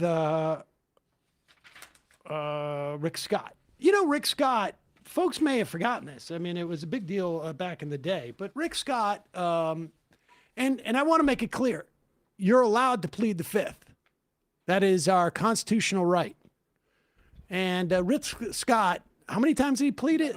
Like 25 times? Each time he had the right to do that. And it was about him being, go ahead. 75 times. Okay. You have the right to do that. You have the right to do that 75 times when you are a former CEO of a company that was engaged in widespread Medicaid fraud when you were its CEO, or, it was discovered after you left. You can do that. But he did that. And just to be clear, sat atop, I think it was the largest fine in the history of Medicaid that they had to pay. And then he went on to become a senator from Florida. Here is Rick Scott talking about the Republican non-existing plan for health care. But the key phrase that you just said is, if we can get it passed. I mean, how does that help a family who is staring down premiums that are going to jump come January? I mean, open enrollment's going to end in January. What are they supposed to do? I'm going to do everything I can. I've had a bill, August Pfluger in the House, who runs the Republican Study Committee there. He sponsors it also. So we're going to continue to work on it. But, look, this wasn't caused by Republicans. Obamacare was created, and it was a complete lie. Remember, Obama said you wouldn't lose your doc. You did. You wouldn't lose your plan. You did. You're going to save $2,500. Pause it for 1 second. Let me just get back to these lies about Obamacare. Obamacare is created an environment, marketplaces, where private insurance could compete and provide insurance for people who did not get their insurance through employers. It was successful insofar as, aside from the patient protection part, which was very successful in making sure that insurance was insurance, more or less, aside from the expansion of Medicaid, it was successful in getting more people covered by health insurance. The problem was that it was incredibly expensive, and it did bend the cost curve, as it were, and made it so that health insurance was only increasing 10% per year, which is a lot over the course of 10, 14 years. But it, it allowed people basically to hang on to a cliff. Yep. The idea that you can keep your doctor, you could keep your doctor, except for if you are on private health insurance, if you get your insurance from an employer, even if you get it from your union sometimes, guess what? Doctors move in and out of networks. Insurance companies decide they're no longer going to they're going to keep these doctors in networks. Insurance companies sometimes say we're no longer offering that type of health insurance anymore because they are chasing profit constantly. And the ACA was modeled after a Heritage Foundation plan where government, like full-on genuine neoliberalism, where government actually subsidizes industry. Yep. And so there are flaws, but that's not why Rick Scott is criticizing it. And they'll say the flaws, they'll point out the flaws, and it almost sounds like it's leftist, leftist critique of it, they're being disingenuous. But the follow-up is, well, then what are you going to do about the expiring subsidies? The only thing that they have to offer is allowing these subsidies to expire and people's health insurance rates spiking. There's no alternative plan. And those the alternative plan is we're going to give you less health subsidies. Savings. Yeah. We're going to give you less subsidies, and we're just going to give it to you directly. Right. You did. You wouldn't lose your plan, you did. You're going to save $2,500 a family. The opposite happened. But what do you say to people who say Republicans have had 15 years to change that and they haven't done so? Well, I mean, the Democrats in the last 4 years, I mean, they're the ones who created these subsidies. Instead of fixing it, they created these extra subsidies to mask the cost. Why didn't they fix it? I mean, if you look at it, Obamacare has failed, okay? You know, I've been talking about fixing healthcare since I got up here. What I appreciate now is there's at least some conversation. Will we get it fixed? I hope so. But do you think conversation makes people? The bottom line is they have no plan. I mean, to the extent that there was a genius to Obamacare, it was, we're going to take Mitt Romney's Republican plan. Understand, the first plan for Republicans for healthcare is you are SOL. Government has no business in making sure that people have health insurance. That's the first plan. The second plan they had was essentially a version of a Heritage Foundation plan that Mitt Romney instituted in Massachusetts as a Republican governor in Massachusetts, where the only way a Republican can get elected in Massachusetts if they acknowledge the basic thing that, like, people should have health insurance. And so that was plan B. But Obama took plan B. And so the problem is Republicans have no plan C. Yeah. They just revert back to plan A, which is, we really don't care if you have health insurance. Right. That's it. And I just don't think the American public is buying this. Trump's worst issue set in right now in terms of what's dragging him down. Well, it might be the economy. Since I last checked this, this might have been Gallup a few weeks ago, but it's between the economy and healthcare.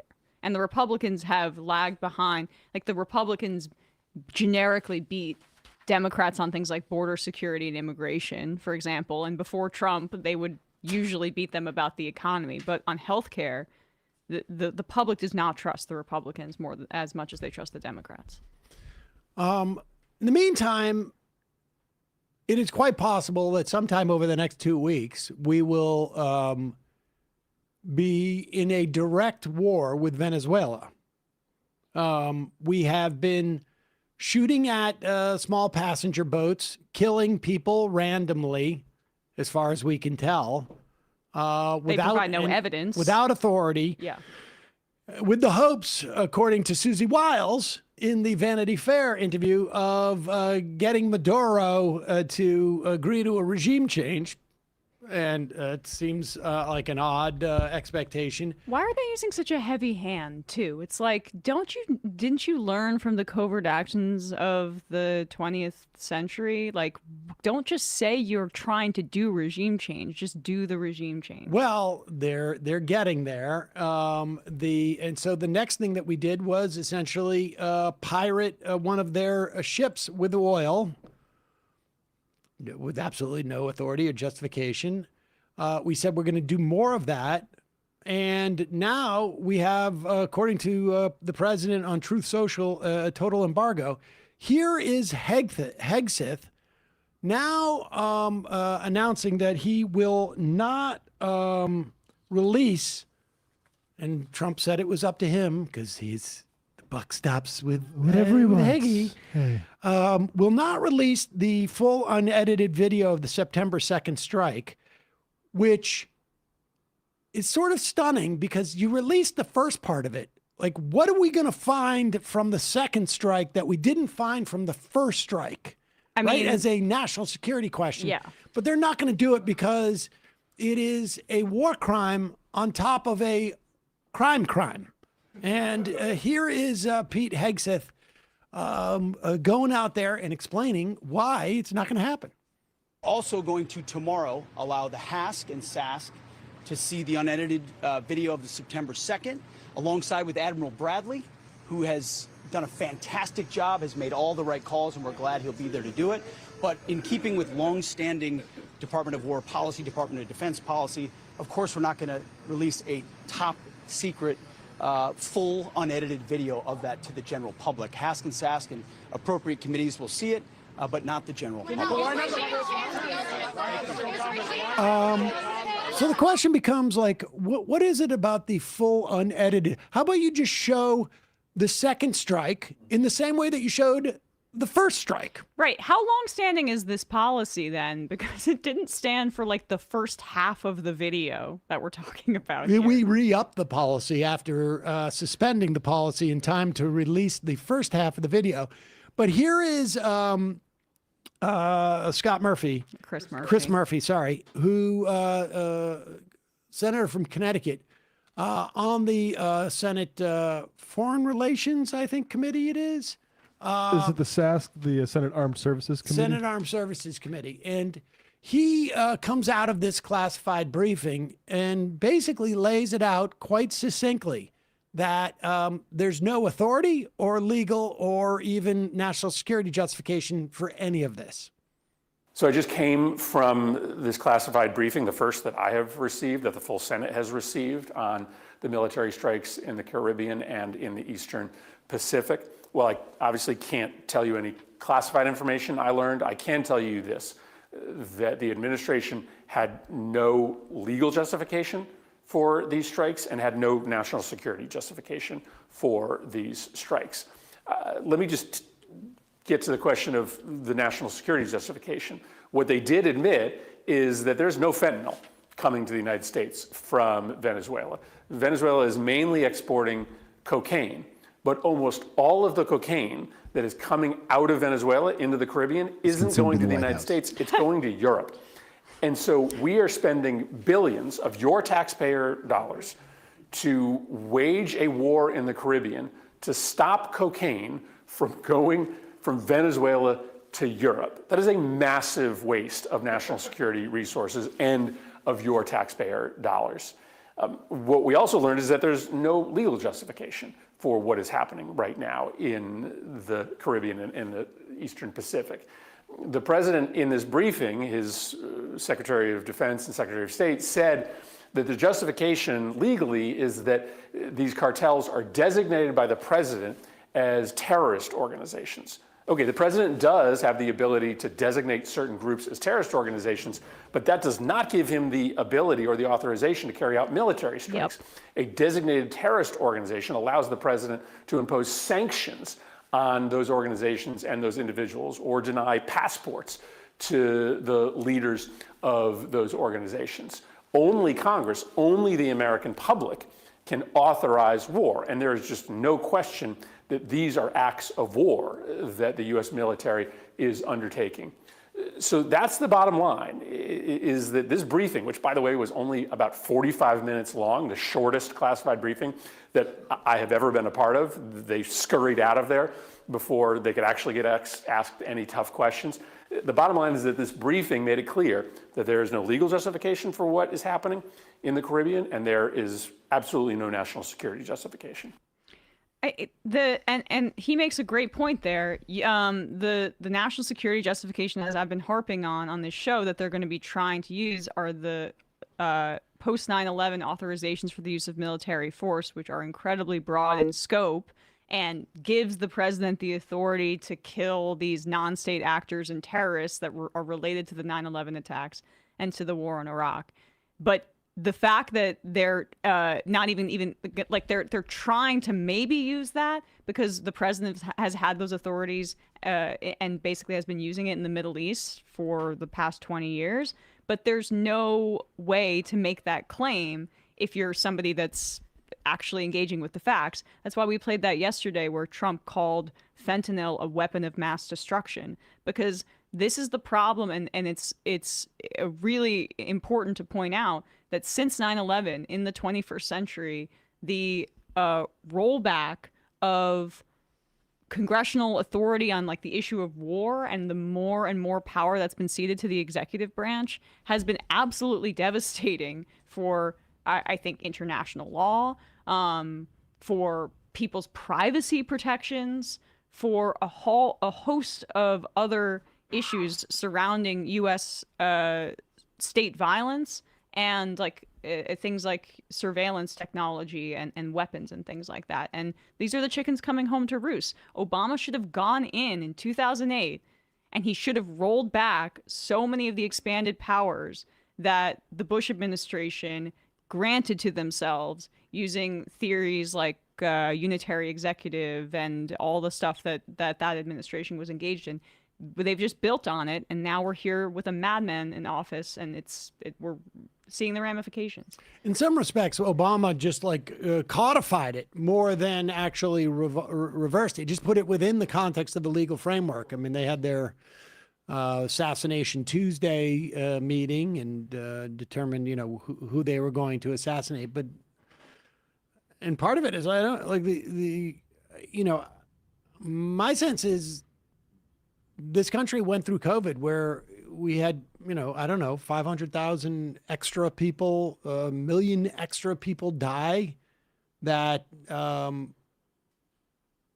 didn't have to, but it was a function of our government response. And so that the idea that people are going to get upset about the authority of the government to kill 85 people or 100 people, whatever. And I mean, they're saying it too. Also, the other thing that's just so eerie about the war in Iraq is the talk about the oil that is just open. Venezuela, I didn't even realize how much more oil it has even than the United States. It's something like 17% of the world's known oil reserves, but that's 4 times what the U.S. has. And so Trump is just basically saying, we'll take it. Yep. And we'll take the tankers too. That's another immense provocation. They have no authority under international law to take the tankers, oil tankers, where Venezuela is engaging in trade or with another country, is what they're alleging. They don't have the authority to seize Venezuelan oil tankers outside of U.S. territorial waters. But because the United States wants to be the global superpower or whatever, we basically say this is our hemisphere, and so we're going to take it regardless. Like, that's an international, that's illegal under international law, even that action. Yeah. And the New York Times reported this, and it was in our packet, that Maria Corina Machado, that woman that they're trying to... Nobel Prize winner. Nobel Prize winner, who's been close to Rubio for 20 years. She's been in... There was a great write-up about her in The Nation, associated with U.S.-based NGOs for so long. She just basically said to a conference down in Miami where Trump was in attendance with a bunch of other capitalists and billionaires that Venezuela's oil reserves are, quote, a $1.7 trillion opportunity. Totally. And that's where Trump is helpful in letting us know exactly what they're thinking. No, it's about all the people. I care about the people. It's opioids. I care so much about all the opioids. We want to do regime change for the oil. Thank you. Thank you for telling us. Floridians for Emma. Bought a membership as a gift myself for my 23rd birthday. If I can get a happy birthday from the MR crew. Also, F. Rick Scott. Bad governor, worse senator. Happy birthday.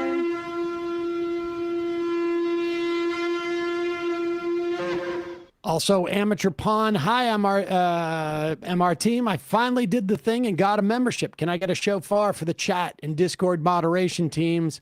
I'm a regular in YouTube chat and the Discord, and the mods do a great job of keeping everything in order and keeping out the riffraff. While I can't speak for the Twitch and Rumble communities, some of them, I presume, are people. Ad sinostrum et optimus. I gotta double check it's been a while for me in Latin. I wanted to circle back on this because I've seen 2 pieces that I've read that are incredibly disturbing. As you know, Elon Musk, as much as they're interviewing him now and he's like, I wish I didn't do it. It was a waste of my time. As we know that government spending isn't down. We know that the only thing that we have lost is the in many respects, a functioning government. They also cut USAID. And just wiped it out. And some people said USAID is, sort of like a CIA front. I have no doubt. That it's just documented about history. Anything that we do on some level is a CIA front. And that's just the way it operates. It's our empire's soft power. We have hard power, we have soft power. This is part of it. Yes. But the fact of the matter is that we have a lot of also CIA fronts where it's just killing people. In some instances, we actually have things that function as CIA fronts where the front office actually, does good things. And if we had the ability to just get rid of the CIA, that I would be interested in.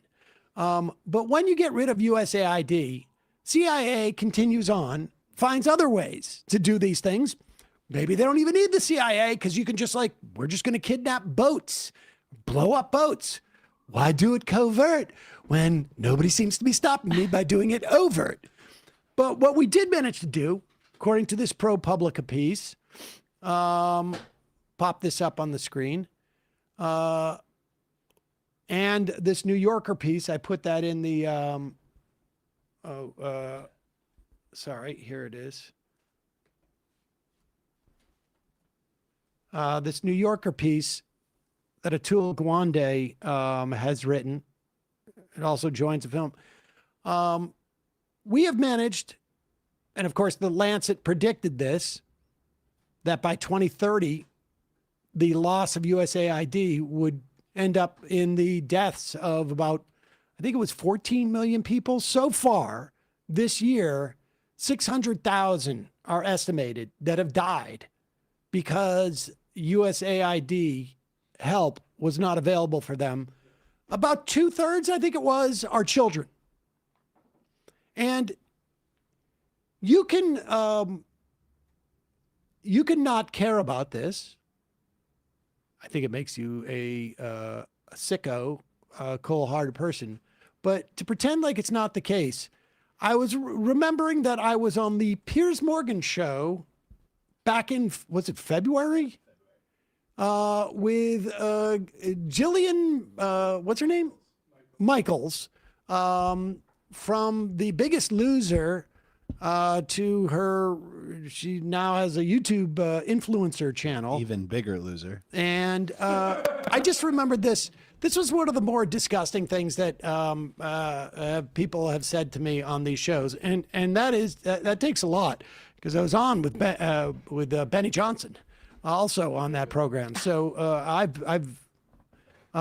this stuck with me. And to see now we're finally seeing the reporting and like the direct results, not the estimates, but the specific results is that much more disturbing. Here is Jillian Michaels telling me like, oh, USAID.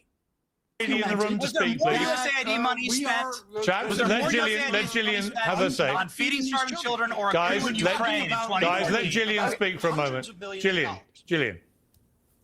The feeding starving children thing is such a frickin' red herring. So first of all, the vast majority of this USAID bloat and corruption does not go to that. Second of all, we have children starving here in America. But third of all, and what you don't know and what you have not looked into, okay, is that read a book. It's called Save 3 Lives. And it's by the Rodale family. And it has to do with the fact that our big ag companies went into the developed world to addict their soil to our GMO crops. It's a money laundering game. They can grow their crops in their soil far more efficiently and did for thousands of years before ConAgra and Cargill and Monsanto and ADM went in. You just don't know that because you haven't done your homework. So you're like, oh, there's children starving in Africa. When really, it is about billions of dollars going to big ag. That's what that's really about. And I've seen it firsthand when I went to South Sudan and stayed at a refugee camp. So don't play your starving children card. I can't. My classic starving children card. Hey, read a book, Sam. Do your homework. So and as I told her, I have no doubt that these programs are operated at behest of big ag and an attempt to sort of like create some type of monoculture in terms of the crops. I have absolutely no doubt about that. And if you have the ability to stop all food aid going to, she mentioned Sudan or other countries in Africa, you certainly have the ability then to sort of step in and go, you know what? We're not going to subsidize big ag. But in these instances, we're talking about direct food relief for hundreds of thousands of people. And I wonder if this woman in any way thinks about this moment that she said on, I guess it was just on YouTube, but a national platform. I mean, the show gets a lot of views. That feeding these children is a red herring. Like, okay, Big Ag, let's look at the profit margin of Big Ag. Are they hurting right now? Is Big Ag, they just got a big bailout from the same administration. Billions of dollars of a bailout. Meanwhile, guess who gets screwed? Hundreds of thousands, if not millions of starving children. Yeah, but read a book, says the TV gym influencer. Oh, I'm sure she I read. I'm sure she read that book. 2 weeks ago, Did it have pictures? Trump admin backs Monsanto effort to limit Roundup lawsuits over glyphosate. Interesting. Weird. But Incidentally, that book was written in 1991. Yeah, this is this Maha thing though, where they have critiques of capitalism, of corporate America, of our food, and all of that stuff that we share, but they'll gesture towards it, and they'll try to use it to negate systemic conversations, and it conceals their really, really dark view of what health should look like, which is a removal of certain kinds of care and access to things like food assistance, because it resembles a eugenicist movement. It may not have like the infrastructure of a eugenicist movement, entirely, but it's about gutting government infrastructure to let the weakest, in their view, die. I mean, with what we're seeing with the measles recommendation the hepatitis. I'm sure it's going to go. Yeah, away. the hepatitis B vaccine. That is going to impact the lower income people in this country disproportionately. If you're a baby that's born and your mother has hepatitis B, you're more likely to be very lower income. Or if you contract hepatitis B, you're more likely to be very lower income. And the removal of that vaccine recommendation is going to kill kids. And then internationally, of course, this ties into all that eco-fascism that's bubbling underneath all of this with the right wing, which takes a form, it's in part making itself seen in our immigration policies, closing our borders, and people who are migrating across the globe because of climate change. It's time to just, crack down on them. And then with public health, that's what their response has been to the pandemic. You know what actually is a red herring is all these people when they mentioned the CIA. Because what they're trying to get you to think about is the shadowy things that the CIA does. The real problem is that they're feeding kids and making them not have malaria and stuff. And that's actually the good thing. And there's a certain left reductive sort of conclusion on this stuff, on the USAID stuff. As a case study, the Osama bin Laden raid was facilitated by a vaccination program that was done under USAID. The problem with that program was that it was used for surveillance for national security, not that it was vaccinating people. And that's the sort of thing when we wind down this stuff and approach the actual bad uses it's been used, you don't, I guess, throw the baby out with the bathwater. Well, the vaccination problem, the vaccinations had some problems of their own. Yeah, they don't vaccinate the Pakistanis. We shouldn't do that. Eminent Prof. Hey, I'm our crew. I work as an organizer for a major union, and my team just won our campaign on a warehouse in Virginia. Can I get a shofar for 300 new union members? Wow. Folks, if you're ever involved in any type of unionizing campaign, or you need some pressure brought on your management or something like that, also email us. You can go to majorityreporters@gmail.com and put something in the subject line. But also, we've got to get our response. I think our auto response email is 14 years old. And we have other email addresses, if you want to pitch us on some stuff. But sometimes, people don't know the pitching etiquette. For instance, sending 75 emails on all of your ideas over the course of like a week. That makes it a little bit hard for us. It's really great now that AI can just write the pitches for people and they can just send them out like crazy. I love this new era. That's going to make everything. I've gotten so many people saying, I know a comedian that would be great for your podcast. I think Curtis Yarvin would mesh well with Sam Seder's talking points. Here is, hi, Sam and crew. Would you be interested in interviewing Marxist professor Carlos Garrido? He's a Cuban-American philosopher. His recent book, The Purity Fetish, is an excellent critique on the current state of Western left that I think you and your audience would find interesting and constructive. Thank you. Left is best. I would be interested in that. Carlos Garrido, Garrido. Should bring Sean O'Brien on and grill him, says Bad Enchilada. Maybe we should do that. That dude's from Massachusetts. Sean O'Brien's from Massachusetts? I think he is, yeah. Yeah. Shocking. How many Sean O'Briens do you think would be? I personally went to school with 4 Sean O'Briens in high school. Yeah. I don't know if we'll follow up on that. Sean McShay. It was actually Joe O'Brien. I think there was a Kevin O'Brien. Joe O'Brien went on to be mayor of Worcester. And Seamus. There was a lot of Irish guys.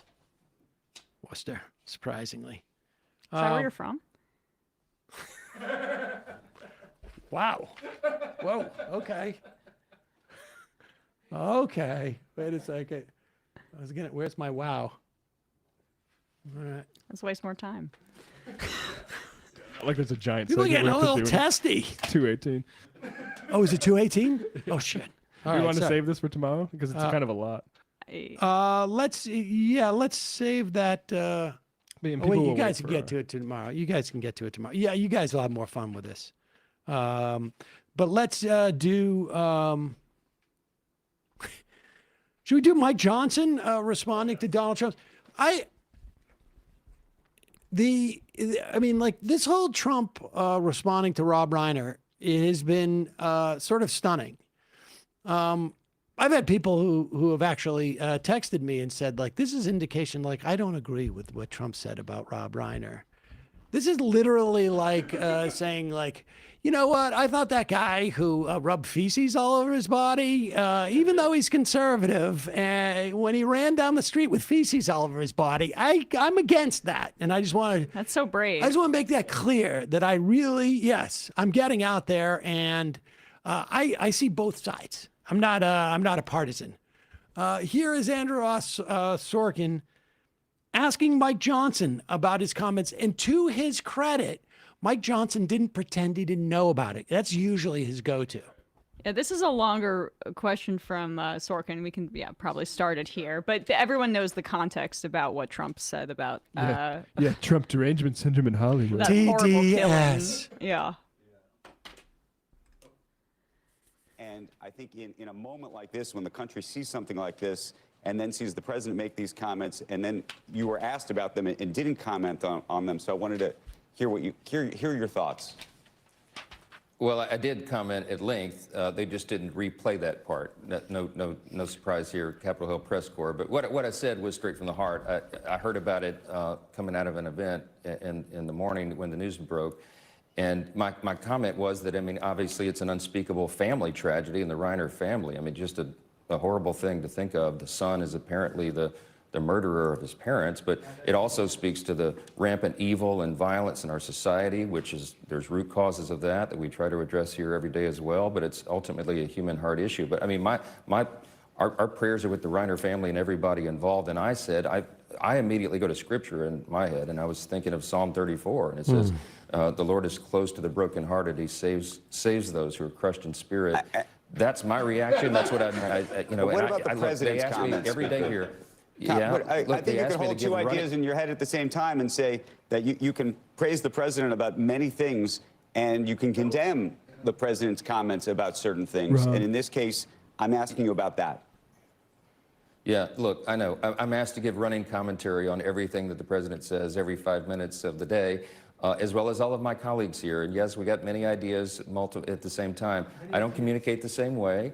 I am my own person, and I speak, from my voice. The president and I address issues differently sometimes.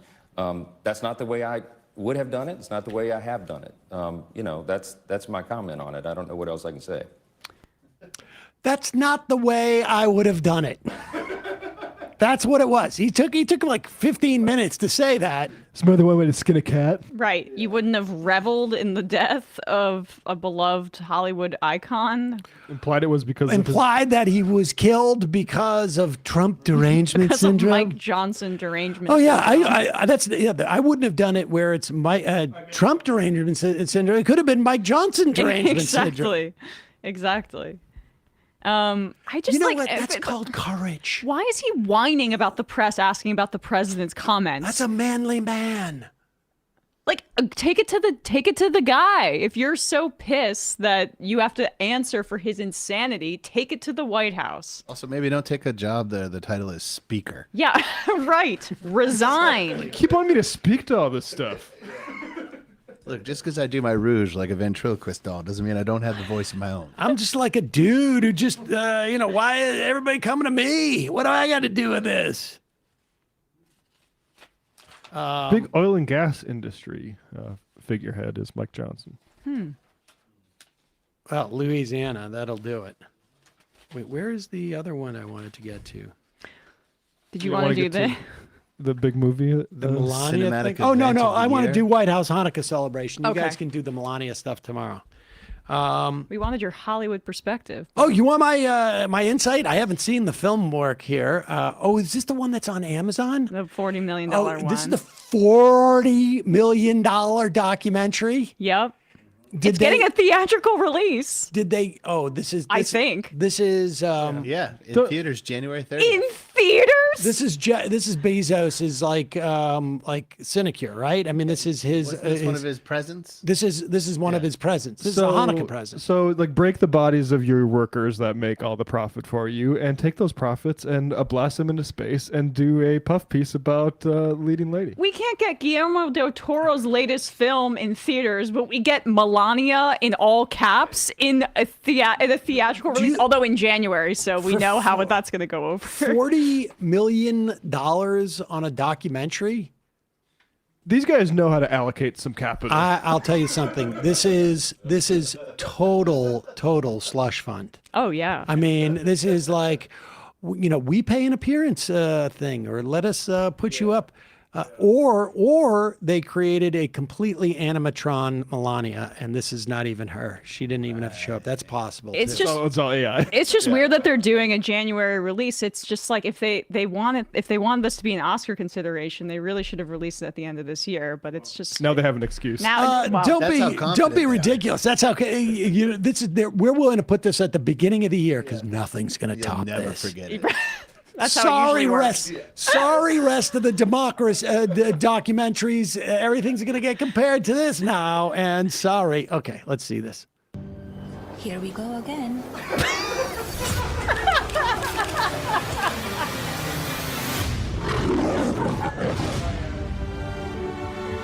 You can come in. Good morning. Our proudest legacy will be that of peacemaker. Peacemaker and defiant. Take that again. Pause it for a second. Hold on. No ADR to $40 million budget. They gave so much money to slush fund that they used their iPhones to record stuff. Also, here we go again at the beginning. It's like the trailer for like an action sequel.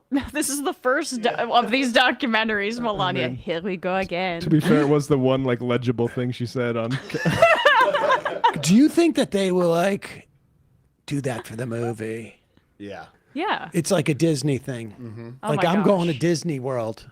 The reason why she Matt, said, "Here we you're go being again." asked to clip that. Here we go again. Okay. I think this is going to be like a Star Wars thing, and this is actually going to end up being the third movie, and they're going to do all his wives. Ooh. So that's a little right. teaser. Here we go. Going again. back and All right, go back a little bit so see if we can decipher try what to they say. figure out what she's saying in the trailer. They're gonna have to put. We're gonna have to see the captions on this when we go into the theater to watch it. Apparatus legacy will be that of peacemaker. Peacemaker and defier. Pause it. I think she said, keep it up. I think she said peacemaker into defier. I think she said and a father. Into the fire? No, she said and a father, I think. Peacemaker and the father? That makes more sense. Intifada. Oh, peacemaker intifada. Yeah, I don't think she said peacemaker intifada. She said globalize the infratada. A Rorschach test. I feel like I'm looking at the blue dress. Peacemaker and frittata. All right, anyway, this is the second thing she says. First of all, Trump is barely easy to understand himself. So Apparatus legacy will be that of peacemaker. Peacemaker and defier. And an identifier. Beautiful. Together, with like-minded leaders, we have a voice. Is it safe? It is safe. Pause it for a second. Did she say, is it safe directly to camera? First off, all the images up to here are like a guy opening a fridge. Yeah. A hat. Here's a signing a card. Here's a menu. Tissue This- paper. Ba, ba, ba. A sketch of her inauguration gown. So unbelievably intense. I'd be afraid to go take my kids to it just because, like, whoa, I don't think they can handle this.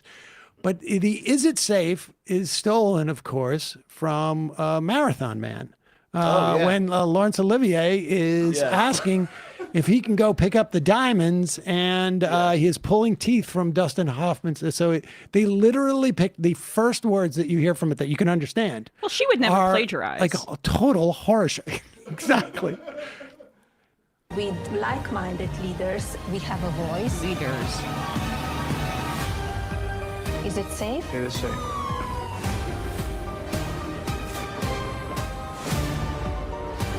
Everyone wants to know. So here it is.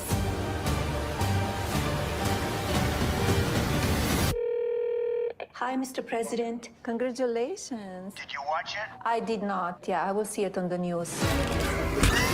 My God. Was that the Did you election see? night? Did you see I got elected president again? No. I didn't. Sorry, you've left me in this gold cage. I didn't. There's no TV in here. I didn't watch it. But I'm sure it was good. I just sit in a quiet house instead. I didn't. No, Are you president again? Okay, that's good. You know I'm not coming to Washington, right? We're clear on that, right? Otherwise, I tell secrets about you, so this is a good thing for me. So I don't have to be with you anymore, right? I'm dying to know what that was in reference to. If that was election night, it's the most beautiful thing. I think that's what they said, yeah. That's definitely election Yeah, night. because the teaser was 20 days to become first lady. Oh, gosh, I'm so it's all happy. Did you watch to it? the inauguration. So the last 20 days of the election, is that what a... Huh? I guess so. Why would it be the No, it was inauguration? election night. It said on the thing. The text on the screen said she has Earlier. 20 days to become First lady. first lady. But of the United States. it's covering those 20 days. That's Right. how long they were with her. And the final shot where she's we're on the saying the same phone. thing. Okay, yeah. Yeah, we it was agree. the night of the election. Right. Well, But the question is it 20 days starting from the election or ending on the election? To the election, I think. Oh, I see. would So the imagine. last 3 weeks of the campaign. That's the axis they had, yeah. Okay. It's beautiful because you won't see me actually with the Donald. I won't have to have. We'll have to see to find out. I mean, that's on what the I'm edge of my saying. seat. Now I want to know. I'm convinced that they're going to insert little Easter eggs that are actually kind of shots at, given the way that trailer was done. And she's like, "Did you watch it?" No. Right. Like, I'm Right. convinced that there might be some shade in there, hopefully snuck in. But I wonder if that was a debate that he was talking about. But that's supposed to be like the cumulative moment for the trailer that's supposed to leave you wanting more. I guess it is leaving us wanting more because we want to know if they even spoke or were in the same room together on The election way day. they created suspense was by doing such a bad trailer Yeah. that you can't even tell what it's about. Amazon bought that for $40 million. Just want to remind people. Here we go again. Here we go again. Oh, it's to the second term. No, I get it. I didn't at first. No, though. Brian I was like, what didn't the hell is she get talking it. about? Brian didn't get it. You got to dumb it down for these guys. Yeah, Brian's not too bright. I'm in the. He didn't understand it. You know when they screen it beforehand to get notes? What is that? Brian was in the focus group, Yeah, the and focus he was group. the one who said that He was doesn't lost get it. immediately. He didn't know that it was a first time that we did it, so we could Clearly on say, the target demo. too. here You we need to go again. You just can't understand art. I know. I know. Did That you watch is- it? Please. Tell me you watched it. Well, don't worry. Go watch it on the news. Yes, I watched it. I didn't. Yeah, yes, I watched it. Yes, I watched it. The TV is not on at all. Oh, yes, you look so good. Yeah. Oh, my God. How much money do you think that thing is going to lose? What's most likely is Probably like 39 million. the Heritage Foundation is going to buy $900,000. $40 million worth of tickets. Hand them out free to people. I'll tell you something. When that thing comes out, we're going to reenact the entire movie. Field trip, we're all gonna go. No, we're all gonna reenact it. Okay, but that means we have to see it. I'm gonna rip the actual just soundtrack into the drop board and just randomly play. I have dibs on Melania. I play Melania. Oh. Okay. But Sorry, I don't think that's going to happen. It'd be a competition. Who does the voice the best? We got to wait and see who get it. I like how it's a father given that into I'm fire. not playing Melania as the one woman here. Don't worry. You're not Melania vibe. You can You're not play have A Melania peacemaker vibe. into fire. You can play the Donald. I love cutting into a press conference to say something that nobody understands. Peacemaker Intifada. See, Thanks, Melania. And incidentally, Clear black. Incidentally,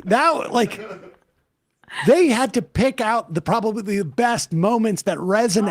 I So know. no like, money for ADR to clean it Peacemaker up. and be the professor. Throw that into an AI upscaler. That's what I'm saying. I thought they were all It doesn't about know it. what word to like. Maybe that was the AI upscale. Yeah, it's like, I don't know. Peacemaker against foreign.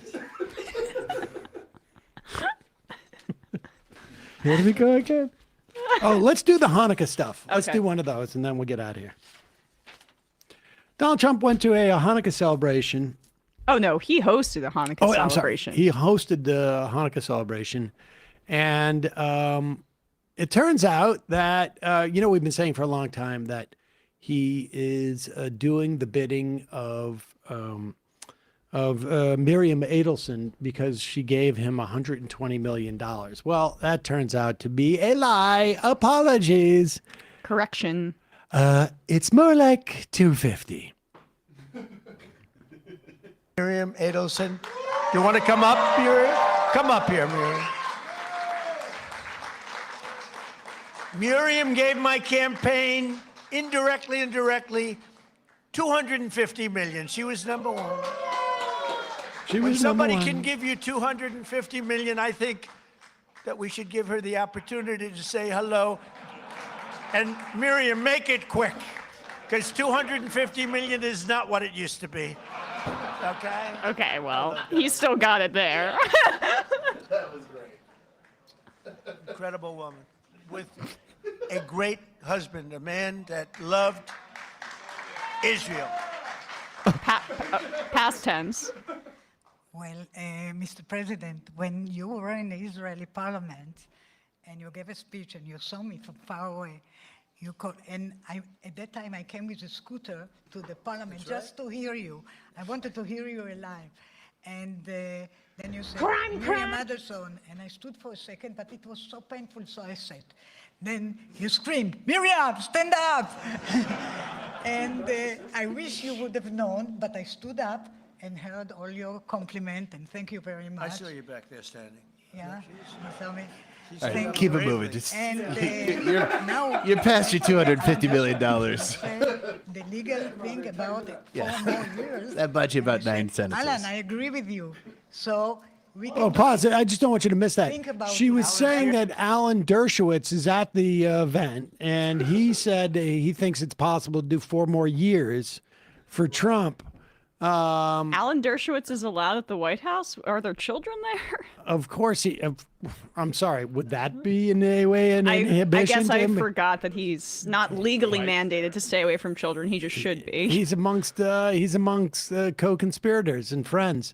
But apparently now we know that Dershowitz thinks that it's possible for Trump to serve another 4 years, and Adelson is offering up more cash for him to do that. But let's go back a little bit. And Alan Dershowitz used to be at Harvard. This is going to cut into Dershowitz's pierogi habits for the next summer on the Vineyard. I just also really, before we move past it too far, him saying keep it quick after you gave me $250 million, it's just really incredible. It's what he did to that Senate candidate when he was like, Martha, you got to be quick. No one wants to hear what you're saying. It's just, anyway. But what was more impressive to me was that when she told the story of like, I'm partly crippled, but I got up and stand up. And he goes, yeah, no, I remember. That's all you stand up. That's all you stand up. Yeah, I know. This is what you want to spend your time talking yeah, about? we get it. Yeah. I mean, that's what. Yeah, it's a good thing. Let's get to the part where you compliment me. Go. These are people that steward billions of dollars, and that's what they talk about. I wish you would have known, but I stood up and heard all your compliment, and thank you very much. I saw you back there standing. Yeah, you saw me. She stood Thank up you. bravely. And now I met Alan Dershowitz, and he said the legal thing about 4 more years, and I said, Alan, I agree with you, so we can do it. Think about it. Alan's and I here would be- someplace. Where's Alan? Alan is here. Oh, he had a flight. Alan is here.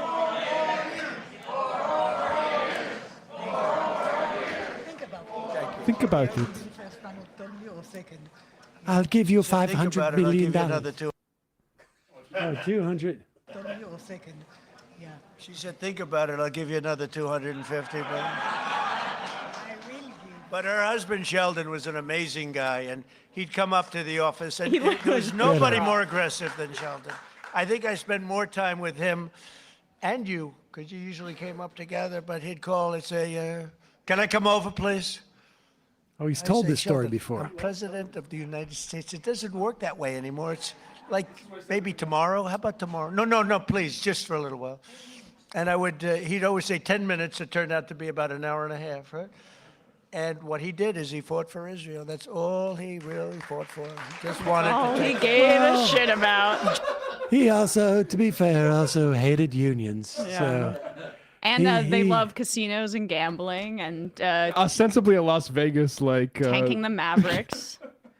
That woman is like a major monster. Just throwing that out What a there. joke. I mean, literally, what's the guy in that movie where he rides the missile? Like, just lunatics. Oh, Dr. Strangelove. Strangelove, yeah. Like, that's what she seems like. Well, here's Mark Levin, also a certifiable nut job, but here calling Donald Trump the first Jewish president.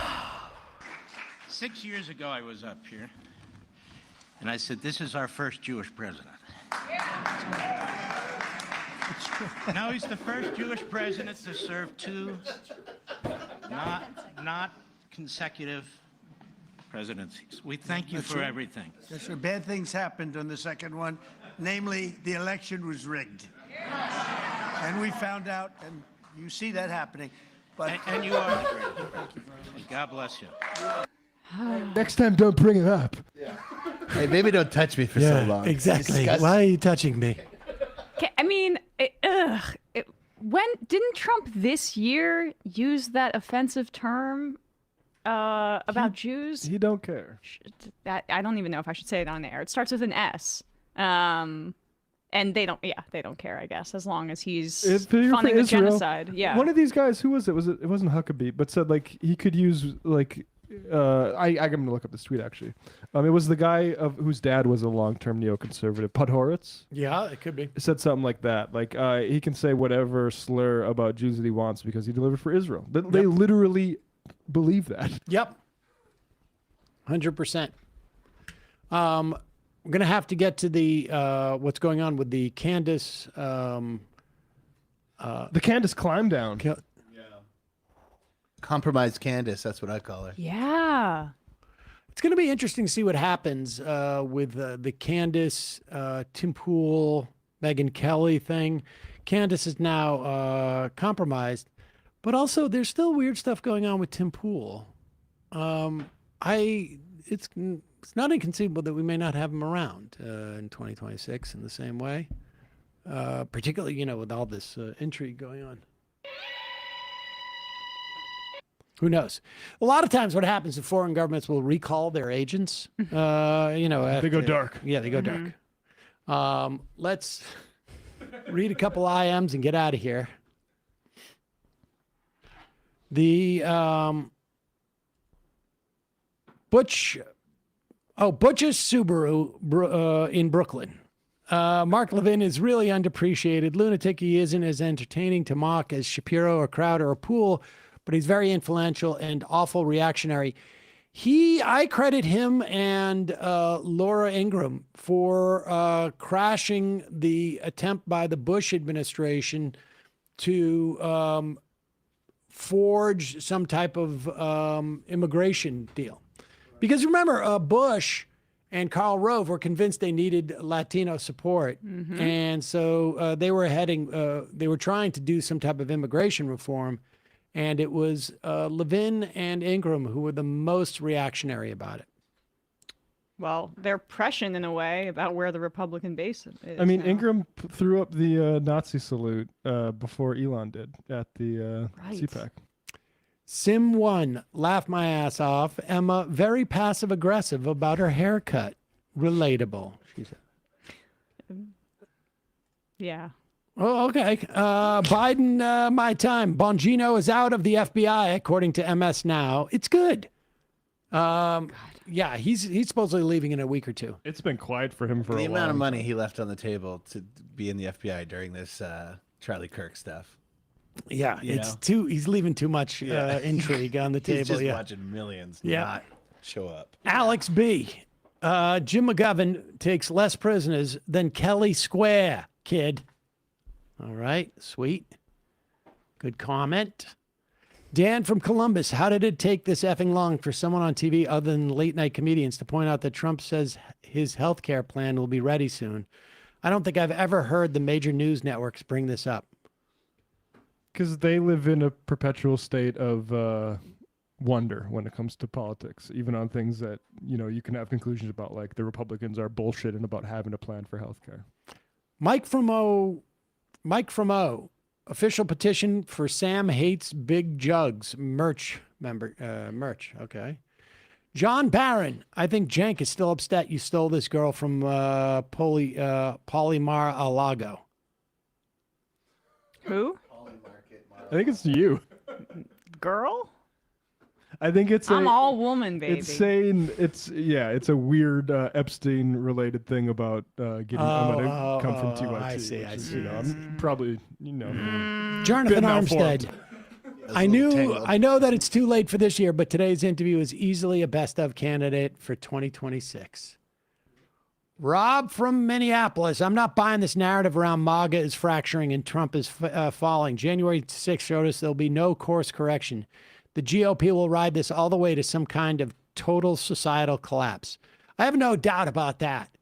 I honestly think if it fractures, it's really just going to be like a rump part of it that still supports Trump will fall off, and it'll just coalesce around a new thing for a while. I mean, it can depress turnout. Like the fracturing is not the right. I think for it fracturing, it's not the right verb. It's more just about like depressing. The truth is, the Republicans need a guy like Trump or Reagan or Eisenhower that has a cachet that's not just being a Republican in order to be extremely popular. I mean, Bush had some success, but even him, he leaned on 9/11. Right, And God knows exactly. what would happen to him if there wasn't a 9/11. Right. Yeah. He was very unpopular by August of his first year. The real Lebowski, when Sam went to college, they were still using stone tablets. All right, 4 more of these. Dmitry Medvedev.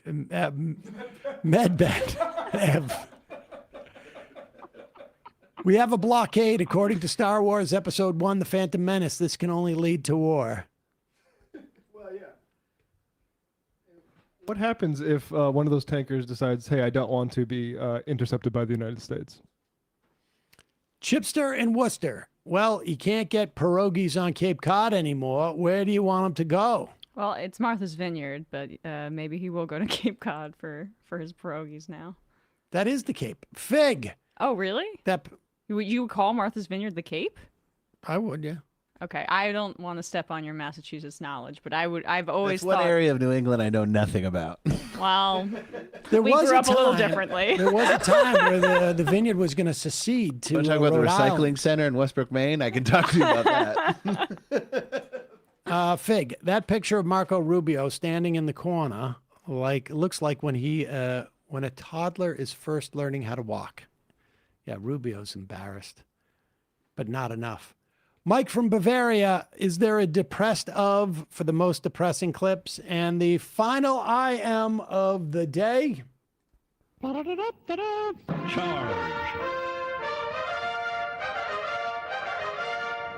Train boy. It's really anti-Semitic that Levin calls Trump Jewish just because Trump is a landlord.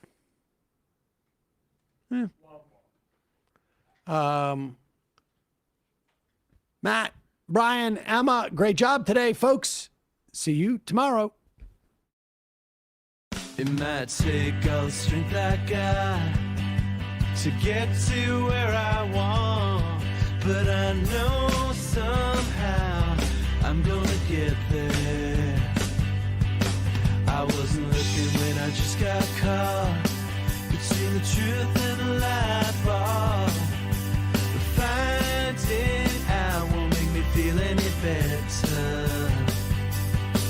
Yeah, I know the clock is ticking, but the meds are gonna kick in, and my pilot lights shining bright. I get somewhere the choice was made, for the option where you don't get paid, for the road that bends before it finally breaks you. I guess somehow I lost my drive,